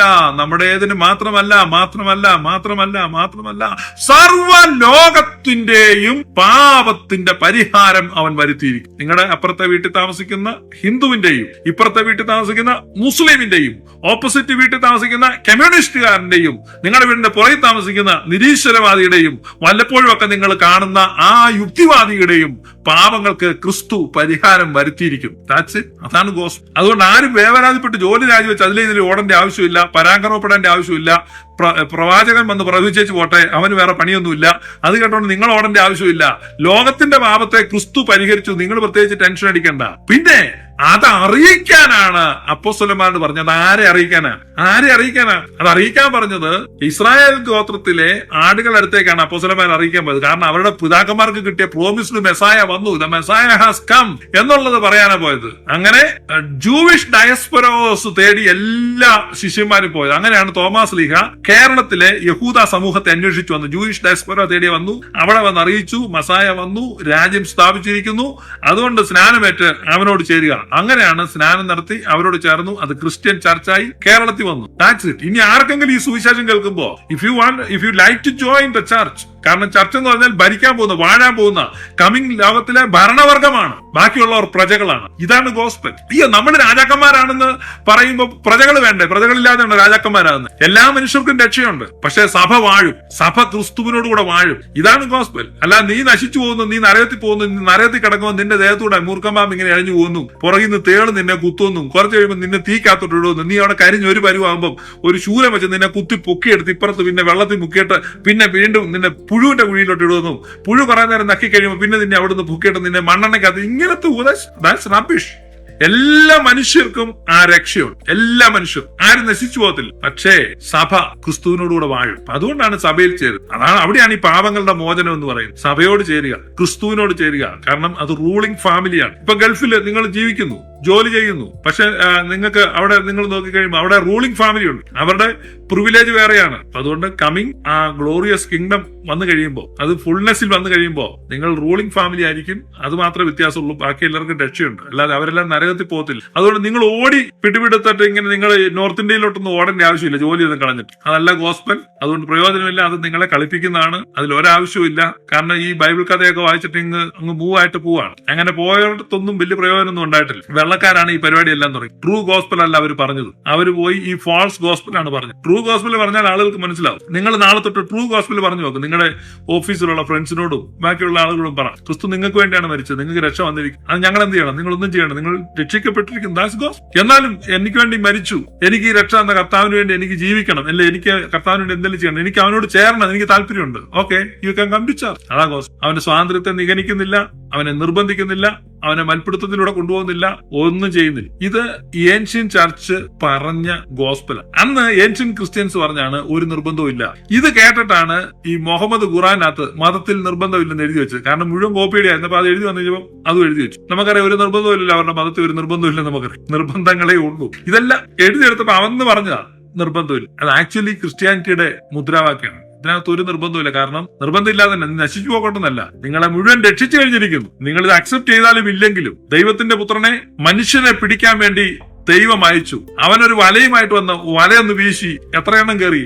4 പൂഞ്ഞാൻ ആണോ? നോ, മുഴുവൻ മനുഷ്യവർഗവും ആ വലയിലേക്ക് വീഴും. മുഴുവൻ മനുഷ്യവർഗം, ഒരാളും നശിച്ചു പോകത്തില്ല. ഒരാൾ. അവൻ ബെസ്റ്റ് ഫിഷർമാൻ ആണ്. മനുഷ്യരെ പിടിക്കാൻ വേണ്ടിയാണ് അവൻ വന്നത്. എല്ലാവരെയും പിടിച്ചിരിക്കുകയാണ്. ഇതാണ് ട്രൂ ഗോസ്പൽ. ഇതാണ് സത്യത്തിൽ സംഭവിച്ചത്. അതിന് മതം എന്ത് ചെയ്തു? അതിന്റെ വേറൊരു വേർഷൻ ഇറക്കി, റിലീജിയസ് വേർഷൻ. ആ വേർഷനെ നമ്മൾ തിരസ്കരിച്ച് കളയുക. ആ വേർഷനല്ല നമുക്ക് വേണ്ടത്. എല്ലാവരെയും സ്നേഹിക്കുക, എല്ലാവരെയും ഉൾക്കൊള്ളുക. അതുകൊണ്ട് സ്നാനങ്ങളെ കുറിച്ചുള്ള ഉപദേശം എന്ന് പറഞ്ഞു കഴിഞ്ഞാൽ സ്നാനത്തിന്റെ ശ്രേഷ്ഠത നിങ്ങൾ മനസ്സിലാക്കുക, റൂളിംഗ് ഫാമിലിയിൽ മെമ്പർ ആവുക. ഞാൻ സിമ്പിൾ ആയിട്ട് പറഞ്ഞു തരാം. ഇത്രയേ ഉള്ളൂ സ്നാനം. സ്നാനം എന്തിനാണ്? റൂളിംഗ് ഫാമിലിയിൽ മെമ്പർ ആകുക. അപ്പൊ റൂളിംഗ് ശിശുക്കളെ അതുകൊണ്ട് സ്നാനപ്പെടുത്തണം. കാരണം അവർ നമ്മളോടുകൂടെ അവകാശികളാകേണ്ടത്. അവരെ എന്ത് ചെയ്യാണ്? സ്നാനപ്പെടുത്തുക. കാരണം വാഗ്ദാനം നിങ്ങൾക്കും നിങ്ങളുടെ മക്കൾക്കും ഉള്ളതാണ്. അവിടെ പ്രത്യേകിച്ച് പറയുക, ടെക്നോസിനും ഉള്ളതാണ്, യുഎസിന് മാത്രമല്ല. പ്രായപൂർത്തിയാകാത്ത മക്കൾ എല്ലാവർക്കും അവകാശം കൊടുത്തിരിക്കും. അതുകൊണ്ട് പ്രായപൂർത്തിയാകുന്നവരെ ഇങ്ങനെ നോക്കിയിരുന്നിട്ട് അവസാനം അവനെ മെമ്പറാക്കുകയല്ല, അവർക്കുള്ളതാണ്. ഈ അപ്പവീഞ്ഞുകളും അവർക്കുള്ളതാണ്, എല്ലാവർക്കും ഉള്ളതാണ്. പെസഹ ഭക്ഷിക്കുന്ന സമയത്ത് യഹൂദൻ കുഞ്ഞുമക്കൾക്ക് കൊടുക്കാതെ 16 വയസ്സിന് മുകളിലുള്ളവർ മാത്രം പെസഹ ഭക്ഷിക്കണമെന്നൊന്നും കർത്താവ് കൽപ്പിച്ചില്ല. യഹൂദന്മാർ അങ്ങനെ പാലിച്ചു. നിങ്ങളത് മനസ്സിലാക്കുക.